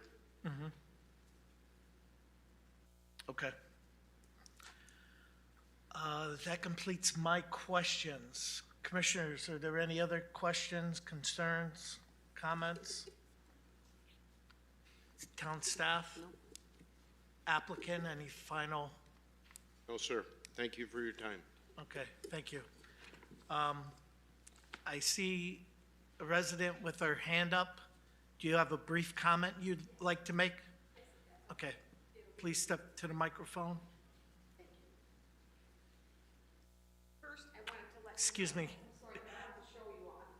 Okay, All right. just make sure any talking is done in front of the microphone. Sorry. The bin I was talking about is the one that's to the, not the one he's removing, I think, in the back of the hoop house. This one's on the side. So it's the one, if you're, Would you just step up here and? Sure. Okay.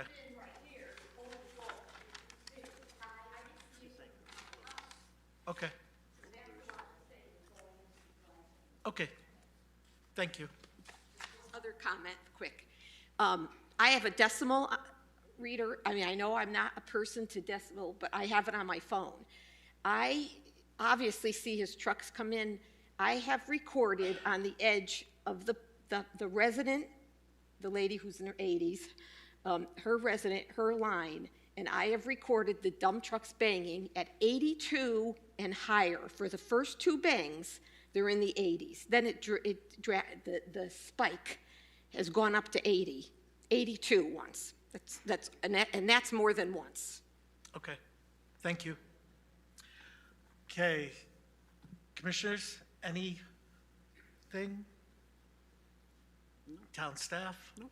Okay, then we'll close this public hearing at 8:45 p.m. and we will address that in our special meeting. Thank you. Okay, at this point, we're going to go into our discussion for our special meeting. Our first item is the PZC-sponsored text amendment. I take it that is probably a draft.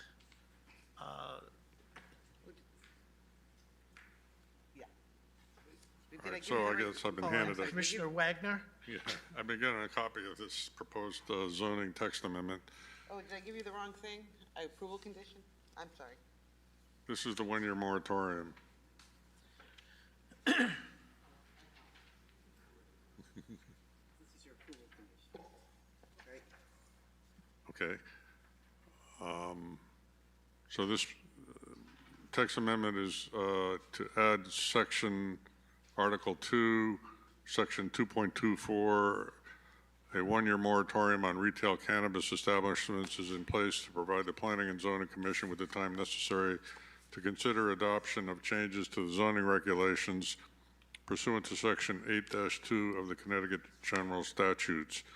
Number one, the PZC finds this amendment in conformance with the Plan of Conservation and Development. And number two, the effective date would be December 6, 2021. Okay, that's a motion? Yes. Okay. Okay, we have a motion to move the moratorium forward. Do we have a second? Second. Okay, we have a motion and a second. Discussion. Any discussion about this? I don't see any lights on. Oh, I'm sorry, Steve. I'll just repeat that I think we should move very quickly to considering a further text amendment that would end the moratorium and provide for hybrid facilities to be the only allowed use for retail cannabis, other than medical. And I'm not sure the rest of the commission will vote in favor of that or not, but we at least should consider that. And that's something that will be considered, I believe, down the road? Right. I mean, I think that our town planner could submit a draft of that to the CROG at any time. Yeah, just one problem I have with that, Steve, is we are putting the moratorium in place to give the state of Connecticut the opportunity to give us if you want to call it, boilerplate language. And for us to just move something forward without having the boilerplate language that we're hoping to get, it just seems a little counterproductive to me. It seems like other communities are able to do this. They're able to do it, but are they doing it the right way, or are they going to end up having to change it? Okay, well, I've said my piece. We actually have this, this amendment on the table, and obviously that's the main thing. Right? And I don't know, maybe, do we have any indication of what that language is going to look like? No, I mean, I think that each community is kind of grappling with what kind of language or what they want to do. You know, I think as I reported, you know, some of the things, considerations are hours of operation, you know, first of all, whether you want them in your community, hours of operation, location in relationship to other types of uses. So those are things that almost community by community can take a look at and make a decision about. As we get more information from the state, as was just reported tonight, you know, we will share it with you. Some of the licensing, I think, details are just coming out now, how you apply for licensing. This whole idea of having something submitted as a permitted as of right use kind of came out of left field. So, I mean, there's some issues here that we're still grappling with a little bit related to this law. But again, to your point, if the commission said, you know, we want you to draft something to allow it in our general commercial zone with certain kinds of criteria, there's certainly something I could put together based on information that, you know, other towns are looking at and circulating. I guess I'd like to see that, and I think CROG is not going to care whether we choose a certain hours of operation or other hours of operation. They probably don't care whether we allow it in the Evergreen Walk Buckland Zone or whether we allow it here. Their concerns are more general, I think. So I would say that we really ought to look at how we want this thing, you know, how we want it to look, and just try to get that moving. Okay, thank you, Steve. Commissioner Foley? Well, I'm in favor of the moratorium. I think we shouldn't be out in the front. I think what we need to do is look at the language, observe what the other communities are doing. I know Enfield, they shot it down. They're not allowing it. I mean, if somebody wants it, they're gonna get in their car and they're gonna drive to get it. So we don't have to be, you know, we do have the medicinal, you know, with a pharmacist for the people that need it. This is recreational. You know, this is not our purview to make everybody happy, but we have to try to make the right decisions. So I think just taking it a step back and see what the language is, and maybe we'll be the ones that get it right and everybody else is getting it wrong. So. I guess I'm concerned if we wait a year, this business is likely to leave town. I don't. The one with the medical, because I think their model in other locations is to go to a hybrid model. So I guess that's their choice. But I'd like to be a little more welcoming to keeping that business in town. Okay. You all set? Well,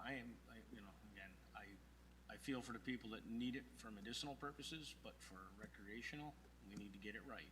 So. Okay. Commissioner Cavagnaro? Yeah, I just want to add a comment or context, I guess, to one of Commissioner Foley's points. I know with recent change in leadership in Enfield, I know they plan and they say they plan on overturning the ban. So I just wasn't sure if you knew that. But yeah, it was just a comment that you made. I just wanted to say that. Okay, thank you. Is any other questions, comments? Yeah, I feel the same way. I think we should go for the moratorium and do a wait and see. And I really believe that the state's going to have some parameters for it. I've seen this in other states. I was up in Portland, Maine, back at the beginning of October, and actually went in one to check it out and see what it's all about. But it's not a seedy, dire situation at all. It was right at South. I ran a marathon up there, and it's right in front of where we parked the car.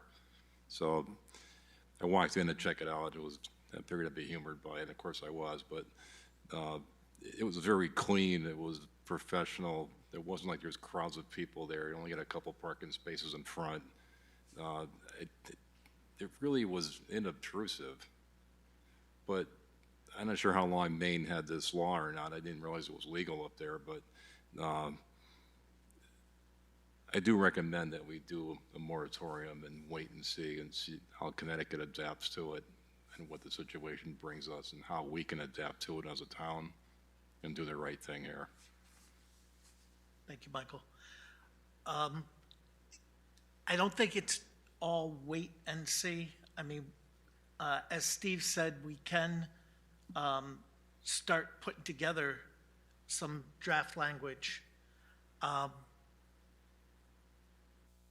see what it will look like, and we can discuss it. We could choose to go and move it forward. We could choose to get more input from the state. But I do think that's the next step, but not a step tonight. I'm definitely not advocating that we take that step tonight. I want to pass this Yep. moratorium. Yeah, okay, thank you. Any other questions, comments?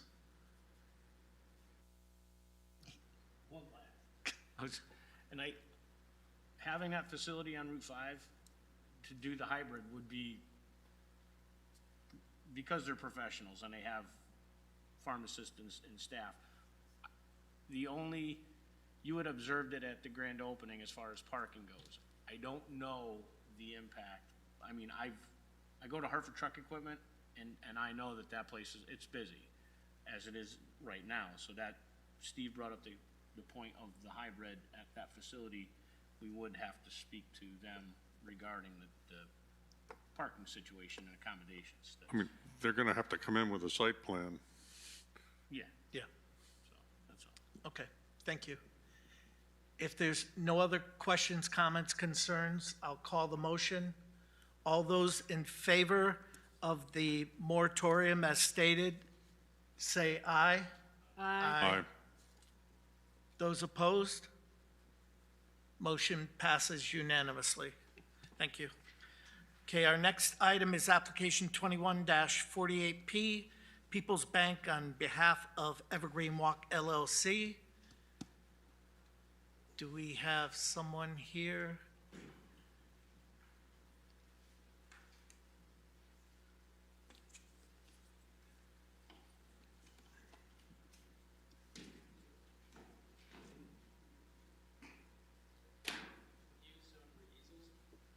Yeah.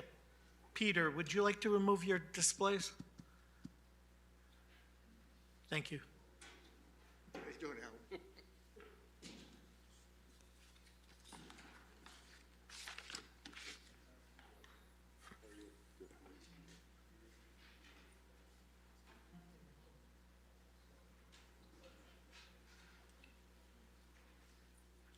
Good evening, Mr. Chairman, members of the Commission. For the record, Alan Lamson, Vice President and Planning Director at FLB Architecture and Planning. I'm here tonight representing Evergreen Walk, just to give you some basic information before Mr. Fisher presents his project. Alan, if you could just tip that mic up a little, it'll help. Sure. Thank you. Is that better? Yes. Okay. So what we're talking about in this application is what we know as Unit 5. It's the parcel of land immediately south of LA Fitness, across the street from LA Fitness, across Cedar Avenue, that used to contain the two Wright houses, just so you know exactly where it is. As you're aware, the ground there has been prepared, the houses have been demoed, we regraded, it's all been seeded. It's relatively level across the property, and Evergreen Walk has entered into an agreement with Mr. Fisher and his group for development of that parcel. We're bounded on the east by Buckland Road, on the north by Cedar Avenue. We're now bounded to the west by Costco, and we're bounded to the south by the property that contained what used to be Highland Park Market and Sakura Gardens. They're moving. So the uses that are currently in the general plan approved on that particular site is 50,000 square feet of retail use. We have other retail and office use on other parcels throughout Evergreen Walk that we haven't developed yet. And the proposal here is to move some of the office use that we have on other parcels to this parcel. The plan is to retain the 50,000 square feet that's already there and move 60,000 square feet of office in the general plan to that parcel. I want to be clear, that doesn't mean that Mr. Fisher will build 110,000 square feet on that parcel. It's relatively small. But the agreement, and Mr. Fisher can explain it further, is that with Evergreen Walk, is that he can do a mixture of office and retail on the site. The requirement is he can't build more than 40,000 square feet of retail, but he could build up to 60,000 square feet of office. So somewhere in there, he could build all 60,000 square feet of office. He could build 20,000 square feet of office and 40,000 square feet of retail, or some mixture of that. So what we have done is only move already approved uses to that particular site, just so that he has the flexibility to do it. But the total development in the agreement that he can put on that site is 60,000 feet. So we're trying to provide him with the flexibility he needs to market the property. He does have a specific user, and he will discuss that, but I just wanted to kind of put it in context. It does not impact the amount of approved land use on Evergreen Walk. It's already all approved. It doesn't impact the, from the State Traffic Commission point of view and traffic, it doesn't increase the amount of traffic that would be drawn to Evergreen Walk because it's already all approved. And talking to Fuss and O'Neill, it doesn't impact the drainage or utility study that has been provided with the previous general plan for that piece of property, because we're staying within the amount of development approval that we've already got approved, just moving it around a little bit. So with that, Mr. Fisher?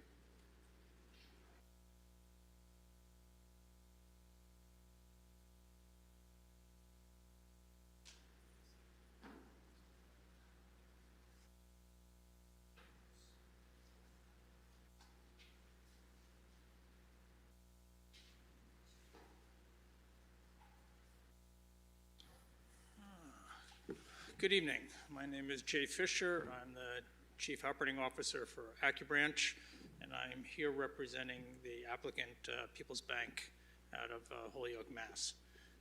They are the planned purchaser of this piece of property. It's the agreement that we have to acquire this parcel 5.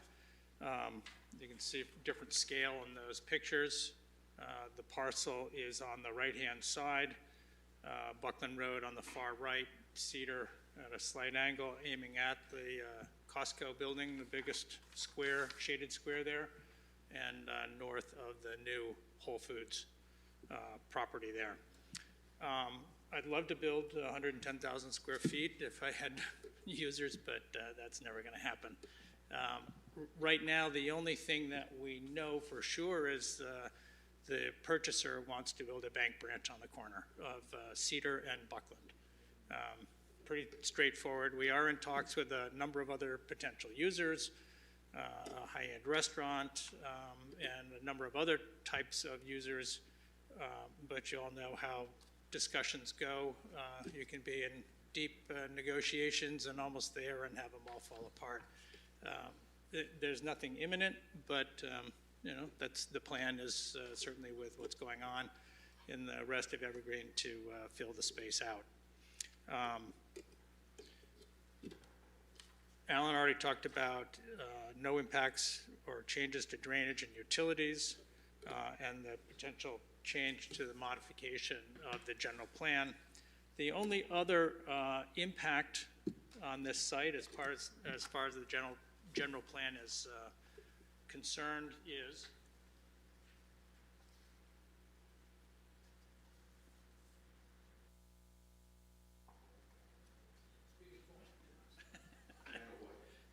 Not really.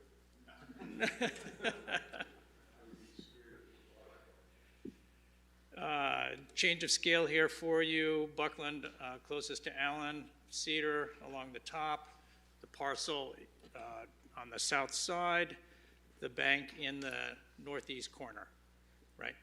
Exactly. First, no curb cut off of Buckland. We did have that discussion with staff and safety officers and all the way around. That came off the table, so there's no access directly off of Buckland. Second, we are interested in putting, as part of the internal network within Evergreen and the Evergreen roads, a right-in, right-out onto Cedar. It's drawn in there in concept. We don't have an exact location at this point. It would depend on site plan and who else is coming in. All those things need to come together before we can be specific about it. But a right-in, right-out gives us a second means of access to the property, better circulation through the property. Primary access would be obviously off of Evergreen, because you can turn both ways. That right-in, right-out, a couple of key points here. There is no plan to cut the median on Cedar, so that traffic would not be coming off of Buckland and trying to turn left through the median, so it does not present a backup issue onto Buckland. There will be no left out of the property onto Cedar, so again, it doesn't create a conflict with people trying to exit out to Buckland and stalling traffic or crossing traffic at that location. Of course, the main access will be off of Evergreen Way to promote direction that way. Of course, you can go east-west or north-south on Evergreen Way that way, and that'll be the primary access point. But this is a real good convenience point particularly for people using the bank. They can come in and get back out to the light, so they're at a safe turning access at the time. So that's effectively that's all the general plan modification that we're looking for at the time. Given approval, then we'll be back with a site plan fairly quickly for the bank, and then subsequently for other things as they come along. Questions?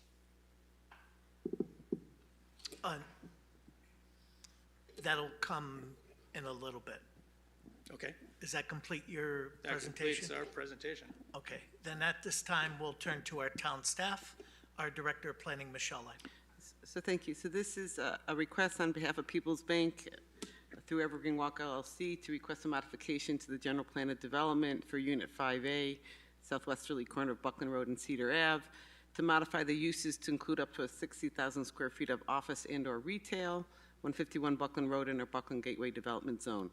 As the commission, many of you are aware, this has been a general plan since 2001, been updated multiple times. 2014, it was renewed. You saw it most recently with the updates for the Whole Foods application. Previous to that, you saw it for Costco, so you do see this fairly often. With the Whole Foods application, some of the things that you looked for specifically were related to the name change of Evergreen Way to Cottonwood, which I'm not sure how far that's gotten through the Evergreen Walk. So that is something that I think internally you'll have to work on, because these plans do reflect Evergreen Way, and our other plans reflected Cottonwood. So that's one comment I have on that. But other than that, there's very insignificant changes proposed with the design here. I think other than the right-in, right-out along Cedar, essentially other than shifting driveway locations, we'll see commercial development on that piece. At the general plan, you don't have site design, you haven't have engineer design plans, so the expectation would the applicant would return with site designs, would go through design review in the Wetlands Agency, as well as planning and zoning in WPCA for the final design. Again, the application was submitted with information related to utilities. There's adequate water sewage to service this site. Very little changes in the traffic impact. Again, these uses were pre-approved with the general plan. Just some of the things I just want to bring to the Commission's attention. There are several things over the years you are looking to have completed with our general plans, and I'm happy to say with Costco's opening, several of these things are now completed. They include the remainder of Tamarack is now open. That was a condition you've looked for a long time. The trail system is completed for the most part throughout the whole property. I think it's a 45-minute walk if I'm not mistaken, so give yourself some time if you plan to do it. So those things have been put into place. So there really is nothing large outstanding as far as things related to the general plan. The expectation would be with this site plan, we would continue the walkability that we've seen throughout the project, and we'd look for treatments within parking areas and whatnot, similar to what we've seen in other parts of Evergreen Walk. Other than that, there are no other staff comments at this point, other than we would recommend the approval with all the other previous conditions in place. Again, this property does have frontage on Buckland Road, so if there's any opportunity for trees to be saved along Buckland Road, that is something that we look for. Those are some of the standard conditions that we have. Thank you. Thank you. We'll turn to our town engineer, Jeff Doolittle. Thank you, Mr. Chairman. The only comment I had about the general plan was I'd like to see the driveway shifted to the west on Cedar Avenue, so it doesn't have conflicts with any of the cars queuing up at Cedar and Buckland. And again, that'll be part of the final design process. Okay, thank you. So at this time, I'll turn to commissioners. Commissioner Bernstein. So you want to put a People's Bank right there, right? Yes. How does that not conflict with the People's Bank that's across the street at Deming off Buckland? You mean the People's United Bank that's Yeah, across the street right. versus the People's Bank of Holyoke?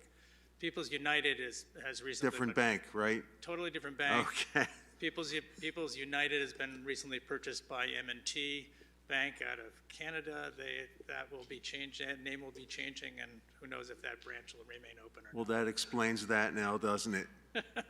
With all the banks coming to our town, you'd thought we were West Palm Beach. Well, certainly Or the Cayman it's going to be the cannabis dollars that are coming in. Thank you, that's all I have. Commissioner Viteri. Actually, I had the same question, so thank you very much for that. Sure. Commissioner LeBlanc. I don't have any questions. Thank you. Commissioner Foley. No comment. Commissioner Dexter. No comment. Commissioner Wagner. No comment. Commissioner Cavagnero. No comment. And I too, well, I just have concerns with construction about people coming in and trying to get into People's Bank and them taking a U-turn right there at the entrance to come back and do a right turn in to People's. I'm just seeing some possible conflicts coming in from Buckland. Yeah, because of the other construction that might be happening on your other two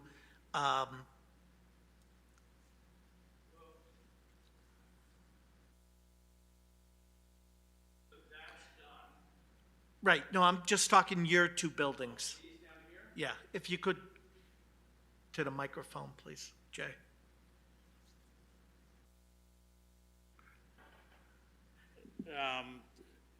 I suppose, but once the driveway is the main driveway off of Evergreen, it's going to be a pretty logical to just make the left onto Evergreen and left into the project. It's be an odd thing to do a full U-8 to get up there, but there's no accounting for... A lot of people love U-turns. I just don't want conflict with other... Not sure we can define, design out all stupidity, And but we'll we can probably try. address that at the site plan review Yeah, certainly. application. Okay. I don't have any other questions. So, at this time, do we have a approval condition?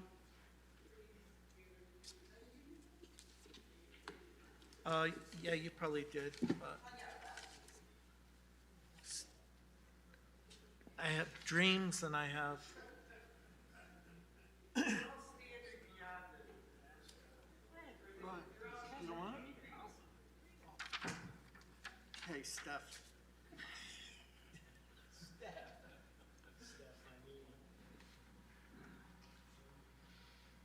Okay, I move approve application 21-48P, Evergreen Walk General Plan Modification. Should I read all these, Michelle? Actually, the first paragraph is probably adequate. The rest come from previous approval Okay, conditions. so this Yep. is to modify the Evergreen Walk General Plan of Development, request to modify Unit 5A, southwesterly corner of Buckland Road and Cedar Avenue, to modify the uses to include up to 60,000 square feet of office and/or retail on property located at 151 Buckland Road, Buckland Gateway Development Zone. And we have approvals 1 through 3, all look standard. There are no things like bonds or They're the anything. general conditions that were put on the original general plan approval. for the record. All these conditions were on the original general plan of approval. That's it. Okay. We have a motion. Do we have a second? Second. Second, We have a motion and a second. Any discussion? yes. Commissioner Wagner? So I thought I heard that we were also moving some of these uses off of other places so that we kept a constant amount of development in there, so we're generating the same traffic. I didn't hear that in the motion. That will come out in the zoning data table that the applicant provides on the mapping. So he's subtracted some uses out of other areas to add to this area here, so it's reflected on your map. So we don't need that in this motion? Not necessarily, no. Your motion is telling what you're doing, but your mapping reflects it as well. Okay. Any other questions, comments, concerns? If not, all those in favor of the motion say aye. Aye. Those opposed? Motion passes. Thank you. Okay, our next application 21-50, Daniel Carpio. We heard this at a previous meeting, and now it's up for possible motion, discussion.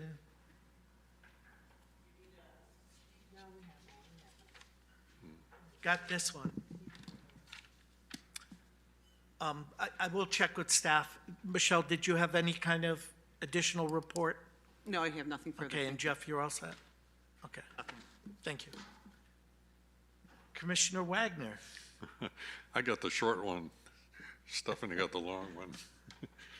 So I move that we approve application 2150P, Dream Sports Academy. This has got standard conditions 2 through 6. This is a request for a special exception to table 411A and site plan approval for an indoor recreational facility, approximately 5,064 square feet, to be known as Dreams Baseball and Softball Training Facility, a property located at 185 Commerce Way, I-Zone. And condition 1, the hours of operation for training are Monday to Friday from 4 p.m. to 10 p.m., and Saturday and Sunday from 10 a.m. to 10 p.m. It says on weekends, but that's Saturday and Sunday. And then there's conditions 2 through 6 are standard conditions, and I don't see any. And then number 7, in accordance with section 6.4.9, the commission has granted a modification to the required number of parking spaces based on the uses presented, allowing 21 spaces. Okay, we have a motion. Do we have a second? Second. We have a motion and a second. Any discussion? Hearing and seeing none. All those in favor of the motion say aye. Aye. Aye. Those opposed? Motion passes unanimously. Okay, our next item is application 21-40P, South Windsor Stone and Landscape.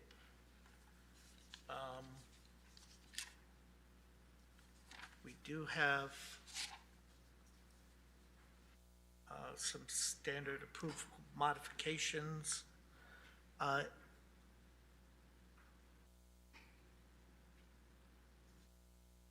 We can do a motion if the commission is so willing, or if somebody would like to start a discussion about the application. I move we make a motion to pass application 21-40P. Oh yeah. This project is for South Windsor Stone and Landscaping Supply. For application 21-40P, right? Yes. Yeah, okay. Yep. This approval is for the Is this the right one? It's the right one, right? Okay. Yep. This approval is for the screening of topsoil screening, only no other earth products, to be conducted on combined lots of 287, 275 Strong Road. Point 1, prior to commencement of any site work, a meeting must be held with town staff. Point 2, no building permit will be issued until the final Mylars have been filed in the town clerk's office. Point 3, a landscape bond in the amount of $10,000 is required and must be submitted prior to the filing of Mylars. Point 4, all bonds must be in one of the forms described in the enclosed bond policy. Point 5, all plans used in the field by the developer must bear the stamp and authorized signature of the town of South Windsor. Point 6, this approval does not constitute approval of the sanitary sewer, which can only be granted by the Water Pollution Control Authority. Point 7, the building street number must be included on the final plan. Point 8, pavement markings must be maintained in good condition throughout the site drives and parking areas. Point 9, all free standing signs and/or building signs require the issuance of a sign permit before they are erected. Point 10, the properties of 287 and 275 Strong Road shall be combined by deed and filed in the office of the town clerk. Point 11, measures shall be taken to ensure the dirt piles that are left for more than a day are ringed with hay bales and/or silt fence and dust control used as needed. Point 12, the only entrance and exit drive to be used for the business will be directly from Strong Road at the location of the existing structure.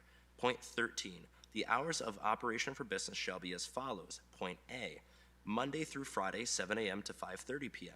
Point B, Saturday, 7 a.m. to 5:30 p.m., April 1st through Labor Day, and 7 a.m. to 3 p.m. the day after Labor Day through March 31st of each year. Point C, Sunday, 10 a.m. to 3:30 p.m. Point D, incoming deliveries on the weekend will be limited to the hours of 10 a.m. to 2 p.m. on Saturdays only. Point E, the hours of operation for topsoil screening are Monday through Friday, 10 a.m. to 2 p.m. There shall be no screening activities outside these hours. Point 14, all materials imported from off-site manufactured topsoil shall be brought to the site with the owner's company vehicles. And at the bottom it says standard Mylar filing paragraph, standard special exception form. Do we need to add a condition to maintain a clear surface on the adjacent Strong Road? Do you accept that, Alan? I do accept that. Okay. I think we should also add another condition that just states that there will be no other activity on the site other than what's been approved in number 13.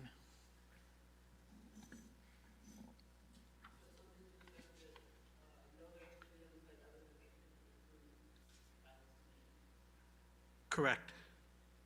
During the hours of operation. Right. During the hours of operation.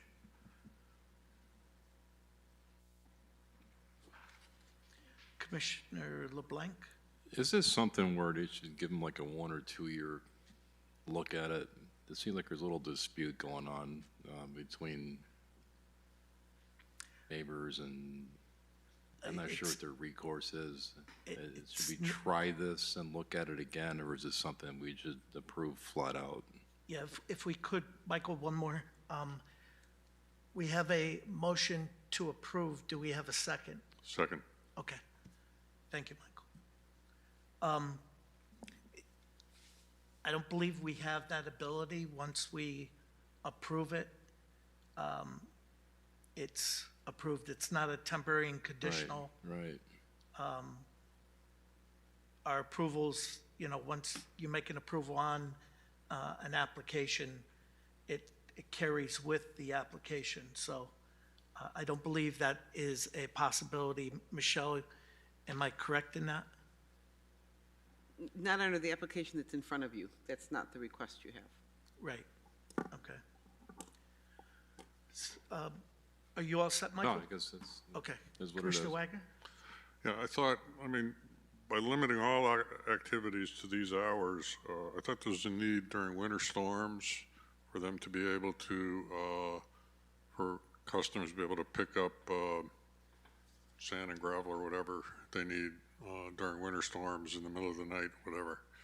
I thought there was at least one letter from you that indicated they needed to be able to do that. No, I think that was, the applicant indicated that's what they'd like to be able to do. But I think as a town, we need them to be able to do that for safety of the public. Why is that, Steve? They don't supply the town. I'm talking They about supply any, contractors. well, yes, contractors maintaining parking lots around town that people are gonna be walking in and slipping and sliding in, so. Right, but the inability for a contractor to plan to have sand and salt available to them isn't our problem. That's planning on the contractor. The contractor needs to plan those things, not necessarily us. I guess I'm wondering whether the typical vehicles that contractors are using carry enough supply to get them through the night. Well, we're discussing this a little bit. Well, we added a condition that all other activities are limited to these hours, so that's where it was raising that concern with me. Right. And if we were to allow what the applicant had suggested with the wording that he had suggested, every night could be a winter event. Every night of the winter season. Oh, it dropped below freezing. We needed sand and salt. It was much too broad. And it wasn't part of the original proposal. How about as far as he himself, because he does snow removal, and that's where his facility is, and that's where his materials are, he has the right to load his trucks. Whether he cuts it off to other contractors, he still should have the right. We put a condition that he turns off strobe lights or the such, but he should be able to come and go from his own facility to, you know, I don't think we should shut him off. I don't think there was any proposal to have snow removal equipment on this particular application. Well, this application is adding screening to what he already does. Correct. Right.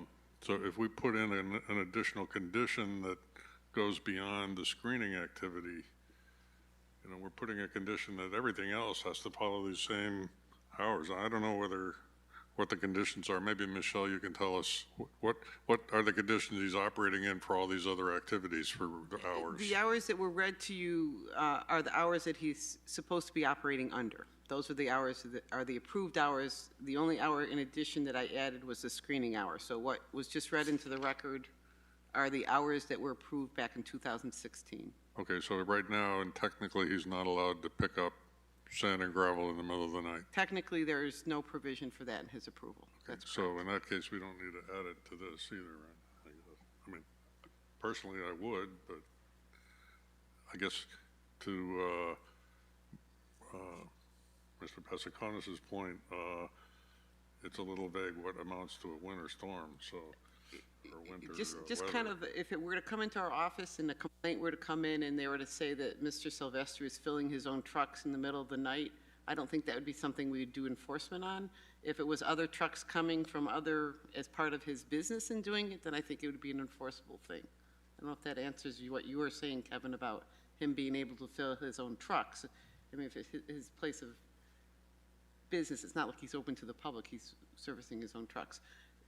You know, that's just my gut feeling. If a call were to come in as a complaint, I think that's how I would direct Pam to handle it. Speak into your microphone, I can't hear you. Yeah, I mean, it's his property, and if he needs to load his trucks with salt and sand to go out and do his job, then it's his property, and. Right, the priority should be to do that during the day, though. I don't know how many properties it's got. Nor do I. All I know is I did snow removal for years. I no longer do, but I will tell you, when you're in an ice event, what you put on the back of a truck, just like the town of South Windsor trucks load up multiple times throughout the storm, he's going to need to reload his trucks throughout the storm on his own property. Yep. Well, again, that wasn't part of this Correct, but he's been application. operating this way for years. We just don't want to cripple him. I mean, if you want to put something in there about outside contractors, but as far as, we should put something in there saying no strobe lights. I'm just hoping that the neighbors can all get along at some point. I mean, but it's, if,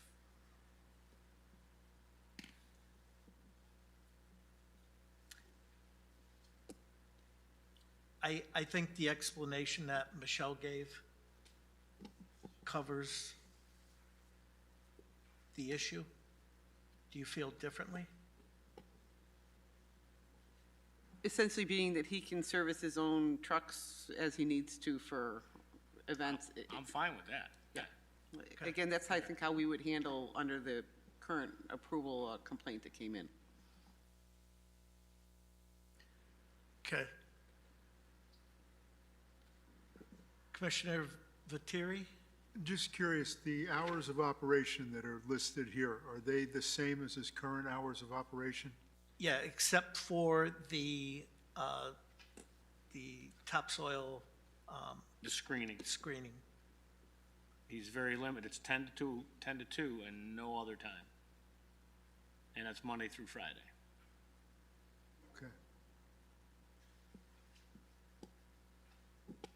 Okay. So for the topsoil, okay, I got it. Thanks. Okay. Are you all set? Oh, I'm good. Okay. Sorry. So I guess what we're saying is we're going to not add anything to this. Right, and if he wants to come in and give us some language that we can trust, he can come in separately with that, probably not requiring a public hearing or whatever. Yep. Okay. So we have a motion and we have a second. Any further discussion? Hearing none. All those in favor of the motion say aye. Aye. Aye. Those opposed? Motion passes unanimously. Could we have, I believe that's our last item on our agenda. So motion to adjourn would be in order. I motion we adjourn. We have a motion. Do we have a second? All those in favor of the motion say aye. Aye. Those opposed? Motion passes unanimously.